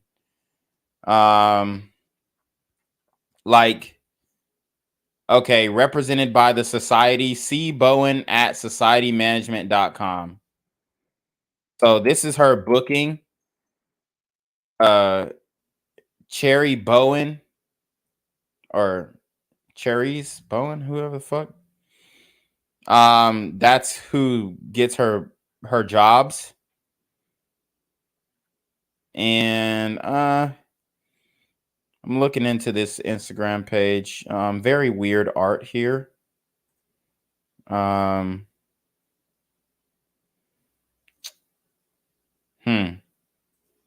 Very interesting. But I mean, this might be the plug, honestly. See, that's why I said they did Nahas wrong, because the person in the bio is the nigga who's probably selling the bitch. Okay?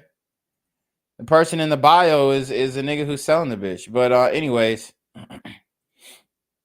this is Irina Shayk.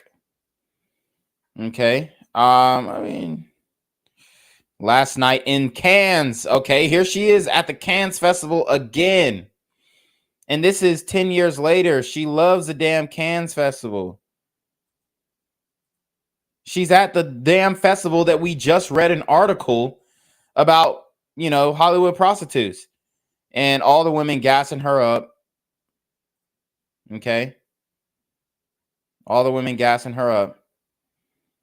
And yeah, she's pretty hot, but I mean, she's not all that, honestly. Too skinny. You know, she's got a cute face or whatever, but I mean, I'll give her a. I'll give her a. See, niggas gonna be like, "Oh my god, she's so beautiful." I give her a 6 or a 7. I mean, I don't even think how she can't even be touching an 8 because she don't have no ass, no titties. There's no way. She don't have no body. How the fuck can she even be an 8? How that's what I'm saying. Here we go. Giorgio Armani. So she with Giorgio Armani. Bro. Come on now. Let's keep it a buck. Let me zoom out. Let's keep it a buck. She fucked Giorgio Armani. Let's keep it a buck. Let's keep it a motherfucking buck. So obviously she got a gay best friend in some of these pictures. So she got her break. She was pretty much unheard of. And then she went yachting, fucked the billionaire, and now she's one of the most popular models on Instagram. So, and got a role in the movie Hercules. For what reason? I don't know. Acting credits. And in a stylist article on women yachting, an anonymous source said, "You might see people on the red carpet and have no idea who they are, but there's a reason why they're being elevated. They're being seen, but so is the person who invited them there." They also went on to say, "You often see someone with 1 million followers, always traveling and being pictured on a private jet, and you think, well, how are they doing that? Where are they going and who with?" The men who are going to be involved in yachting, it's going to be very high up, well-to-do, extremely wealthy men. Well-connected, anonymous businessman type. You wouldn't recognize their name. You have no idea who they are. They probably own a bunch of companies, got a lot of money. You wouldn't recognize their name. To give you an idea of just how wealthy these yacht owners are, some of the yachts spotted at the Cannes Festival in 2019 include the Serene, a $500 million super yacht owned by Saudi Crown Prince Mohammed bin Salman that features 2 helipads, an indoor climbing wall, a fully equipped spa, and 3 swimming pools. Also spotted at Cannes was the Eclipse, the second largest super yacht in the world, valued at an estimated $1.2 billion. Once you take a look at some of these yachts and factor in what a relationship with their owners could potentially offer your career, as well as the often 5-figure plus gifts you receive at the end of the evening, it becomes more clear why someone would be open to play along, even if they don't exactly need the money. In 2021, Emily Ratajkowski released a memoir titled My Body, where she details her indoctrination into the cult of beauty as defined by powerful men. Okay, so now here they go. They're blaming the men. Oh, well, the men made us do it. Bitch, you needed the money. You wanted the money. See, this is shit I don't like. When they be playing the victim role. So let's go to Emily Radish, or horseradish. No, I'm just kidding. Ratajkowski. So she's got 30.1 million followers, and she absolutely was yachting, absolutely 100%. Looks like she's pregnant now, and has moved on with her life. Obviously, somebody wifed her up, and she is saying that Amber Rose is an absolute queen. So let's see what she's saying. Don't have sex. You don't have sex? No, I hate sex. Why do you hate sex? It's like just like it's so accessible, and like I don't want to pee. So this is the same woman who went from slut walk and all this shit to I don't like sex. Bitch, you have a fucking tattoo on your forehead. Nobody wants to have sex with your dumb ass. These women, I mean, it is absolutely ridiculous. Like, bitch, you look dumb as fuck. And Amber Rose used to be something to look at, but now, bald-headed, scallywag with a tattoo on your forehead. Bitch, you look stupid as shit. You look dumb as fuck. This is the same bitch who was leading the slut walk. Now she's saying, I don't like sex. Well, how about all the other women that you convinced to like sex so much that, you know, they should display it in the streets? These hoes are ridiculous. Penis attached to like a person. You're like, I could do without that. Yeah, I just don't want to deal with any toxicity. And I feel like nowadays everyone is toxic. Men. Mostly, yeah. Men. Bitch, but you sold pussy. Bitch, but you led the slut walk. What's more toxic than that? I mean, these hoes are fucking hypocrites. They're damn near sociopaths. They're narcissists. They're all everything in the book, man. Like, how the fuck are you over here saying that men are toxic when all you've been doing is throwing pussy to every man that comes your way? You even was fucking with AE, Alexander. What's that nigga's name? Alexander something. Nobody knew who the fuck he was until you started fucking on that nigga. That's how desperate you were. And now you talking about toxic this, toxic that. And then Cher, the bitch who fucked AE after you, now she realizing, oh, I can't get married to AE because he want me for the bag.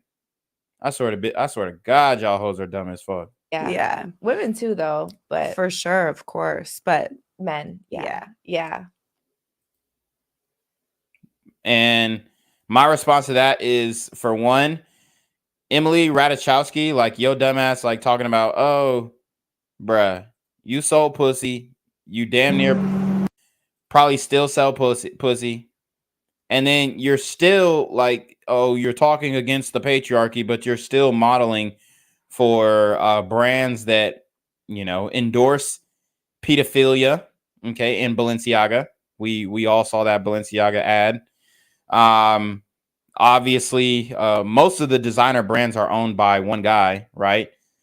So it's like, bruh, I mean, who are you to talk? Like, you sold pussy, and now you're talking to Amber Rose and talking about how toxic men are.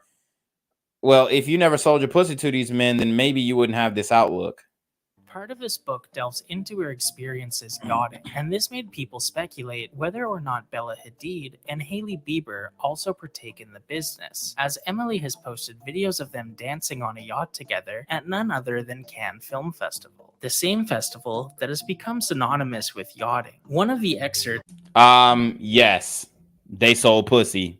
Next. From Emily's book names one of her yachting clients as Joe Law, a Malaysian businessman who has since become a fugitive on the run after allegedly embezzling billions from the Malaysian state. Yeah, and this is the same nigga who got is it Shine? Is it Shine, the rapper? Who got Shine locked up. This is the same nigga that Shine was rocking with. And now he got locked up. Because he was fucking with this nigga. With Emily publicizing her experience yachting with Joe Law, people began drawing lines between him and other potential yacht girls. For example, in 2010, Joe Law was pictured partying with Paris Hilton in St. Tropez. And in 2019, the Sun Daily reported that Kylie Jenner would be celebrating her 22nd birthday on Joe Law's yacht. Wow. So we got Kylie Jenner, Paris Hilton, Emily Ratajkowski, the other bitch, what's that bitch name? Damn it. Anyways, bruh, this shit is crazy, bruh. And they talk about the men. The men are toxic. The men are toxic, bruh. Y'all are dealing with billionaires. And y'all know for a fact how they get down. They old as shit. You're not dealing with them because you're in love with them. And then y'all have the nerve, the unmitigated gall to call the average man toxic. Bruh, bitch, get the fuck out of here. That's why I keep telling y'all, bruh. Bad bitches are selling pussy. It is at an alarming rate. And look, I mean, I'm not against it. I'm definitely not against it. I think men should, you know, I think prostitution should be illegal. not illegal, but I think it should be legal. I mean, the woman, right? She should be able to do whatever the fuck she want to do with her damn body. Okay, but now on the back end, don't be coming on the back end and talking about, oh, men are this and men are that. Bruh, you are choosing to deal with niggas who pay for pussy. So you're going to get niggas who pay for pussy results. This corresponds with a 2015 blind item posted about Kris Jenner and Kylie Jenner. I found this Kris Jenner, Kylie Jenner blind item from 2015 that is so creepy, but I've never believed something more. We had really hoped that the younger member of this family would avoid all the pitfalls to which the others fell prey. No such luck. She's already in deep. The latest, she is actually being coached by her mother. And they're like, why would Kylie need to do this? Why would Kylie need to do this? She's already a billionaire, bitch, so she can have more billions. How about that? Because she knows she can sell the pussy $1 million a pop. Kylie Jenner could sell sex for over, I mean, she could probably sell her pussy to a billionaire for 10 million. Easy.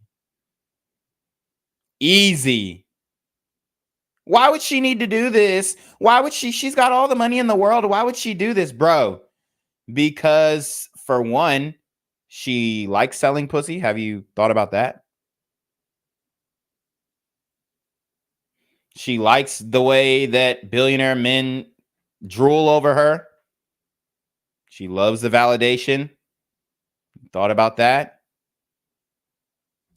In both the art of pleasing a man as well as how to find one to pay her a lot to do it. We're not talking about a boyfriend or husband here. We're talking about yachting. We're talking about professional work. Her television fame and young age are already earning her a significant bonus over others who provide similar services. So that is Kris Jenner literally pimping out her own daughter, who was not 18, well below 18 at the time. Oh my God, and this is when they were filming Keeping Up with the Kardashians. On brand, at least. According to Daily Mail, Joe Law also sent Kim Kardashian home in a white Ferrari and $250,000 cash in a garbage bag after partying with him in Vegas for a weekend. People have accused Kim of being a yacht girl for over a decade due to her appearances on yachts and seemingly random solo trips to countries such as Bahrain and Kuwait to attend grand openings of the chain restaurant Millions of Milkshakes, a stunt that actually resulted in large protests, which reportedly were tear gassed by police. It's a little loose, but some people claim these appearances were a cover for what she was actually being paid to do. While on the topic, here we go. Why would Kim Kardashian need to go to the Middle East and sell pussy? She's got all the money in the world. She would never need to do that, man.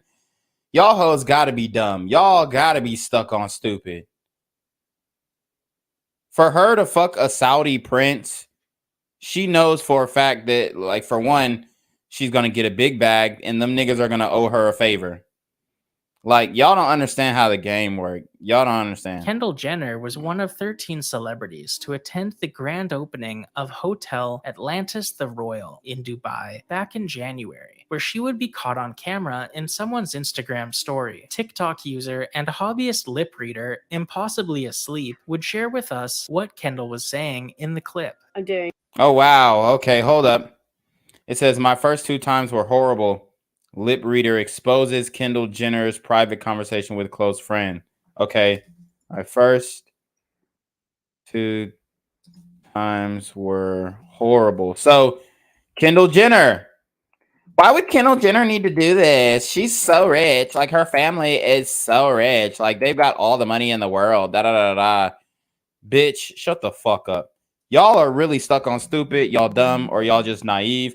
Or y'all just don't want, y'all don't want it to be true that your favorite celebrities are fucking selling pussy. And shit, I mean, if niggas had the money, niggas will buy the pussy. It's that simple. It's that simple. But what I'm telling you right now is the bitch don't cost that much. The bitch don't cost that much. I'm telling you right now, I mean, if I was to kick it with the Kardashian family, I guarantee I wouldn't have to pay a dime to get the pussy. Guaranteed. Guaranteed. Like, y'all really think it's not? And then they'll be like, well, she wouldn't want you, Reclaim. She wouldn't want you. Yeah, all right. Same reason why Kim Kardashian was fucking Reggie Bush. Nigga, we know what they like. We know what they like. I guarantee that if Tyga could get her, nigga, I could get her. Like, y'all really think, oh, God. And this is why I don't put these hoes on a pedestal. I really don't. Y'all really think that it's hard to get these bitches. I'm telling you right now, with a little clout, that's really all you need. Or even a reference. Even if you're with a nigga with clout and he say, hey, yo, this is my guy. He's cool as fuck, da-da-da-da, whatever. They will fuck you if you look good. And you know your boy Reclaim looks damn good. So this is the game, bro. This is a game. I mean, nigga, if I was a billionaire, I guarantee I wouldn't pay a dime for none of these hoes. They would all be on my yacht and they would be fucking voluntarily. But anyways, it says, my first 2 times were horrible. Lip reader exposes Kendall Jenner's private conversation with close friend. Kendall Jenner began her career in the okay, so they're giving a backstory. So they're saying fans slammed her about complaining about lavish trips to Dubai. I'm not gonna read this whole article, but basically the bitch selling pussy. I mean, is it really that hard to connect the dots? I just wanted to show you guys that the article was real.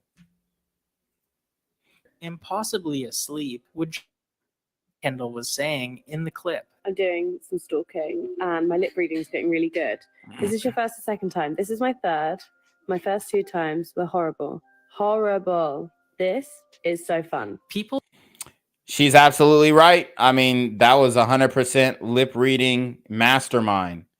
That's exactly what she said. She lip read it word for word.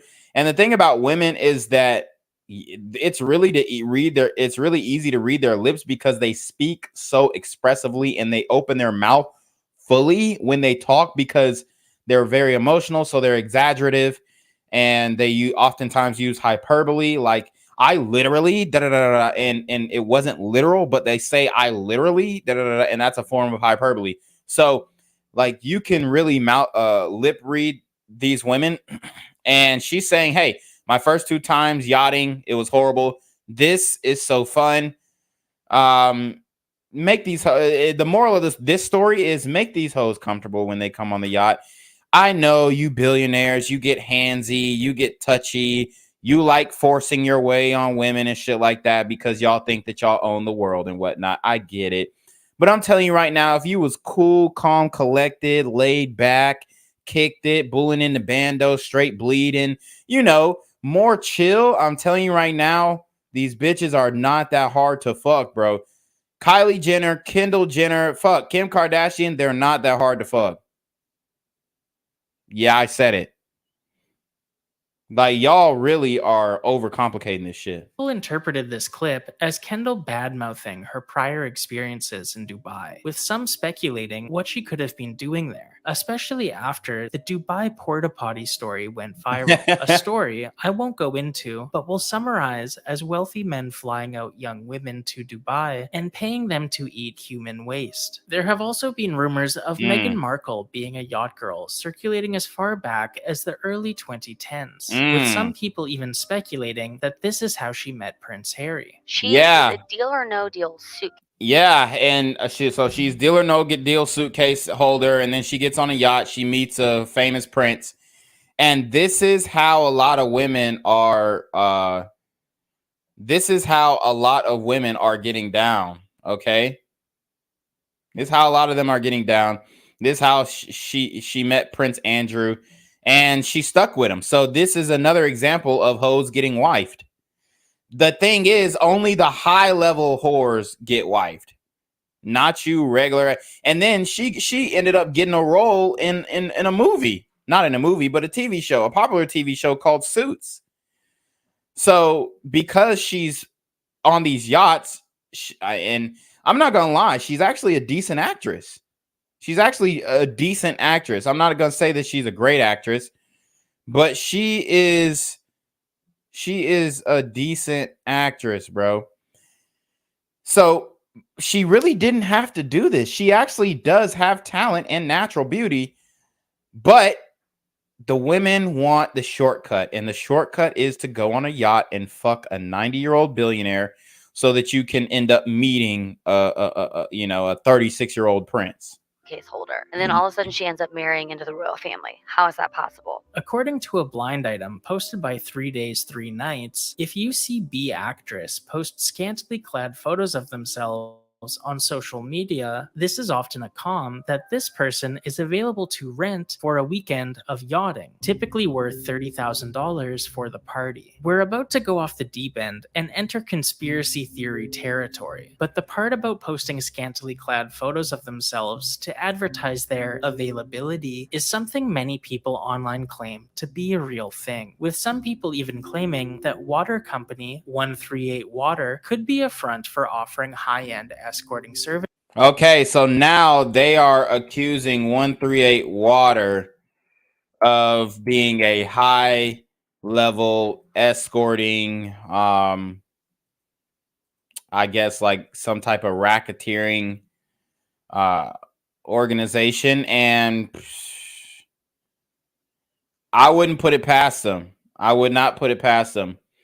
So look at this. And this is like kind of like the Wayfair shit back in the day for all you back in the day conspiracy theorists. Just kind of look at the ads, look at the details. Look, niggas put in the bitch a week ago, yachting. This bitch got 7 likes. Oh, I'm dead. Somebody said, who saw the doc on YouTube saying this water is a front for an escorting service? Somebody said, did you really buy into this conspiracy theory? Oh, this was the company. They said, no, I believe in the absolute quality of your water, top of the line, and escorting service. No way. And then some dude said, I do. I mean, this, okay, it says this one goes out to the stunning, amazing model who radiates pure star power, Ray Nicole, strutting her stuff in our sizzling 138 bikini collection. So now they got a bikini collection, and it's no longer just water. Okay. Captured through the lens of immensely talented. Okay, here's a photographer. We couldn't be happier today as Ray, Nicole, and Bryn have blessed us with their exceptional gift. I don't know, whatever. Somebody said another yachting ad. I ain't gonna lie. Okay, so let's look at this bitch. All right. 14.9K on Instagram is what she has. So let's see. Let's just click on her shit. So here she is in the 138 joint. Okay. You know, she's pretty hot. Very thin, though. I give her a 6. But yeah, so this could be potentially one of the bitches getting flued out. And I don't know if she's just posting the Vogue shit like she was supposed to be in Vogue or some shit. But obviously traveling a lot. Okay, who took this picture 150 weeks ago? That's what you guys got to understand. I mean, look, man, I ain't saying that she, and this is where she started off with. This is her, like, I guess in high school. Awkward as fuck. And now, boom. So she was a late bloomer, obviously. Like, oh, now it looks like she damn pregnant. What the hell? So who the fuck got her pregnant? What did one of these damn billionaires nut up in the escorting bitches? And I'm not saying necessarily that she is an escort, but I'm just saying. So this, it says new favorite color. So this is the 138 brand, and they're another model. Let's see who this bitch is. Okay, so this is the one that we had already looked at. Oh, never mind. That's a photographer. So yeah, I mean, they got the hose for sure. Oh yeah, and they got Tyga, who's linked to it, which we all know Tyga has OnlyFans, which he is the plug on Horse. Tyga's definitely the plug on Horse. So I mean, I wouldn't put it past him to, you know, kind of do the same thing that Nahas was accused of doing, just middleman in the hose. Services to the wealthy. A 2017 Crazy Days and Nights blind item says, last year she was affiliated with a high-price escort service run by a sleazy paparazzi agent who uses bottled water ads as a catalog of available girls. The so-called Fashion Water is a front company who lists this always broke rapper as a spokesman for the co-owner. A real co-owner is this momager herself. Most, if not all, of the models posing in these water company ads are available for a price, including this sister of this ex-Disney actress turned escort. Taking a look at 138's Instagram page, all you see are posts of women in bikinis. And that is true, nigga. All they have are like hoes, which it is what it is. There's one picture of a child, which I have no clue why they posted a picture of a child with their billboard in the back. I particularly find that distasteful. But it's weird. It's a lot of weird stuff going on here, and when you start looking into some of these people's Instagrams, and there are a lot of whores, man, a lot of whores, which, like I said, I'm not against the whores. I just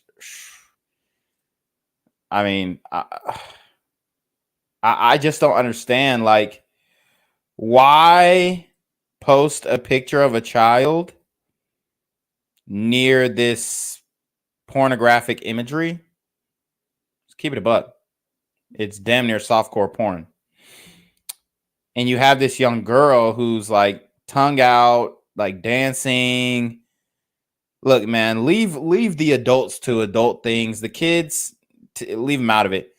So somebody says, take this down. And then a woman says, right, so inappropriate considering their content and what they're known for. Yikes. Yeah. So, I mean, just going through their page, this is 93 weeks ago. What relevance does this have to what relevance does this have to water? I'm trying to figure out.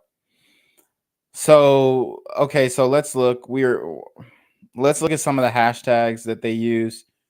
Some of these hashtags could be clues. All right, I'm just waiting for these hashtag pages to load. I mean, nothing that really stands out as far as the hashtags go. VIF, let's see what that is. Or did they mean VIP? No, because the P is way far from the F.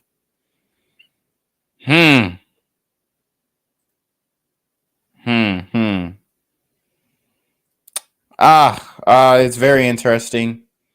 I don't have time to dig too deep, but it says drink water, not sugar. So here's the water, and one of their posts is pretty nude woman. Okay, so they're pouring water down a woman's drawers, which I find this highly inappropriate. Especially if they're gonna post kids on this shit. Like, why the fuck? Why are you posting kids when you're pouring water down a woman's fucking bathing suit? And remember her from her 138 water billboard. I don't know who this woman is. I guess that's her mama. They keep posting, the girl. So look, man, I find it inappropriate, honestly. I really do. Like, you've got women who are covering up their breasts and doing a lot of extra shit, damn near butt naked, showing ass, showing titties, and then you're just gonna like add a kid. I mean, it just reminds me of the Instagram models who like post videos or pictures of their kid, and then on the next post they're like, hey, subscribe to my fucking OnlyFans. Like, what the fuck, bitch? with descriptions that seemingly advertise the women more than the products they're selling. Fact. Excerpts from one of their descriptions include, "Join us in celebrating the unstoppable energy and incredible vibe of the one and only Nina Svent, Miss European Universe. Nina is a force to be reckoned with. Brace yourselves for a visual feast that will leave you craving for more. Wow. Get ready to be inspired, motivated, and blown away. Brace yourself because Nina is about to take you on a journey to new heights." Woo! People have theorized that the broke rapper mentioned in the blind item is Tyga, and the And I'm not gonna lie, these women, or that post that they're exposing on this documentary, was indeed taken down. Most likely along with others. Most likely along with others advertising other women were taken down. So if 138 Water wasn't, I mean, if that wasn't real, then why the fuck y'all take the post down? But I mean, it's damage control. I get it. momager is none other than Kris Jenner. If you are trying to have a fast track to success, if it's not happening for you, modeling, acting, entertainment industry, whatever that looks like, yachting will always promise you connection. It will promise that you will meet high up people who are the decision makers for signing movie deals, signing modeling contracts. It might not always be true, but they're going to promise you that you're going to meet some big names. In a pretty famous blind item posted by Crazy Days and Crazy Nights, a struggling actress, whom people have speculated to be Vanessa Lenges, details their experience yachting and highlights some of the darker elements while also giving context as to why a seemingly successful person would consider yachting. The blind item says, "I'm an actress, a generally out-of-work actress. If not for voiceover work, things would be bleak right now. I had high hopes for this past year, but the show I was starring on got cancelled. It happens a lot. I was on a hit network show for a few years, just a reoccurring role. It was on that show that I started talking to another actress. People have guessed this other actress to be either Naya Rivera or Heather Morris from Glee." She continues, "While we waited for a scene to be set up, we would talk a lot. Hours of free time gives you a lot of time to discuss things. It was not that long ago that I was working every week in a pretty good show and making quite a lot of money. Then the star of the show got tired of acting, and just like that, the show ended, and I was scrambling. I told her this story, and she said I should think about heading to Europe for the summer. She had done it before. The more she talked about it, the better it sounded. Each week, you never know if your job will be lost. Will the show be canceled? Will the audience hate your character and you get fired? Will you ever get another job if you do get fired?" The actress I was talking to made it sound super easy, and that she only had sex a few times with the guys while yachting, and that it was mostly partying and being arm candy. I asked her what I needed to do, and she said that she would introduce me to the person who can make it happen. She made a call, and that night we went and had drinks with a woman who gets a fee for sending people to model. That's what she called it. She had some fake British accent, which sometimes turned into a fake French accent. You're there to look pretty. A yacht is elegant, and so are you. Owners of yachts like to have parties, and needed to fill those parties with models. Again and again, the word model. Anyway, I was already in. I knew what to expect, and I knew I needed the money. I was treating this like an acting job. I would play the model part to a T. People know my face, people know my work. My fee at the time was $25,000 per episode, and each episode took a week to film. So I wanted $25,000. Damn. 2 days after 25K up front is crazy for some pussy, bruh. Damn, 25K for some pussy, man. Y'all are down bad. After meeting the woman, the money was in my account. On my flight to Paris, I didn't notice any other women who looked like they were models. But when I got to Paris, that all changed. The models are all in the tiniest of bikinis. Most are topless. There was a lot more groping and staring. You would be in the water, and some guy would grab you and touch you. They wanted to shower with you when you got out of the water. They wanted to rub oil on you and have you rub it on them. If they saw some poor model passed out, they would film her and grope her. For the most part, it was a 3-hour sexual assault recorded. I hated it. A couple who were favorites of the people running the tour would stay with those guys in the yacht. The rest of us were 6 to a room in a hotel. By my last Damn, they had them bitches 6 to a room in a hotel. God damn. And all them bitches fighting over the same 25 bands. Oh, I'm dead. Yeah, whoever make the billionaire nut first is the one getting the bread. I mean, this is just ridiculous. Last night there, half of the women were gone. Some had just quit, some had ended up with a guy they liked, and at least one person from my week overdosed. In 2021, Vice... Damn, and them hoes overdosing. And we'll break down the drug, sex, and death on billionaire mega yachts video on the next live stream. I might do another one tomorrow. Conducted an interview with a former super yacht deckhand who described their time on board as the coolest job in the world on the surface, while in reality, it meant cleaning up after sex parties, orgies, drug binges, and slaughtering animals on board so the food is as fresh as it can be. They also detail a fatality that happened where an anchor chain came loose and cut a leg off of an officer, leading to him bleeding out and dying on the boat. God damn. So, a lot going on with the yachting shit. We learned a lot here. Guys, the moral of the story is pussy don't cost that much. That's the moral of the story. Pussy don't cost that much. So anyways, you already know what it is, man. It's your boy Reclaim Your Throne. Make sure you like, comment, share, subscribe. Same relationship questions, email down below, the screenshot of your CashApp, so I know you pay on time, man. Y'all need to be in your motherfucking deal with the BS. You already know. Reclaim Your Throne. Want to become an elite level athlete? Well, look no further. The Reclaim Your Throne Elite D1 training course is all you need to take your performance from subpar to the creme de la creme of athletes all around the world. The purpose of this course is to give you a comprehensive weight training, speed, flexibility, recovery, and endurance program that is meant to prepare young athletes for collegiate and professional sports. This course is packed with over 2 hours of creative, action-packed lifts narrated and coached by yours truly to assure increased strength, speed, flexibility, recovery, and endurance. Hey, I get it. Training alone can be tough and can even make you feel misguided or somewhat unmotivated. But with this course, I walk you step by step through each and every lift to make sure you're using the proper form to prevent injuries and that you're hitting the correct muscle groups to render maximum results. So what are you waiting for? It's now or never. So go ahead and get the training course today so you too can reclaim your throne.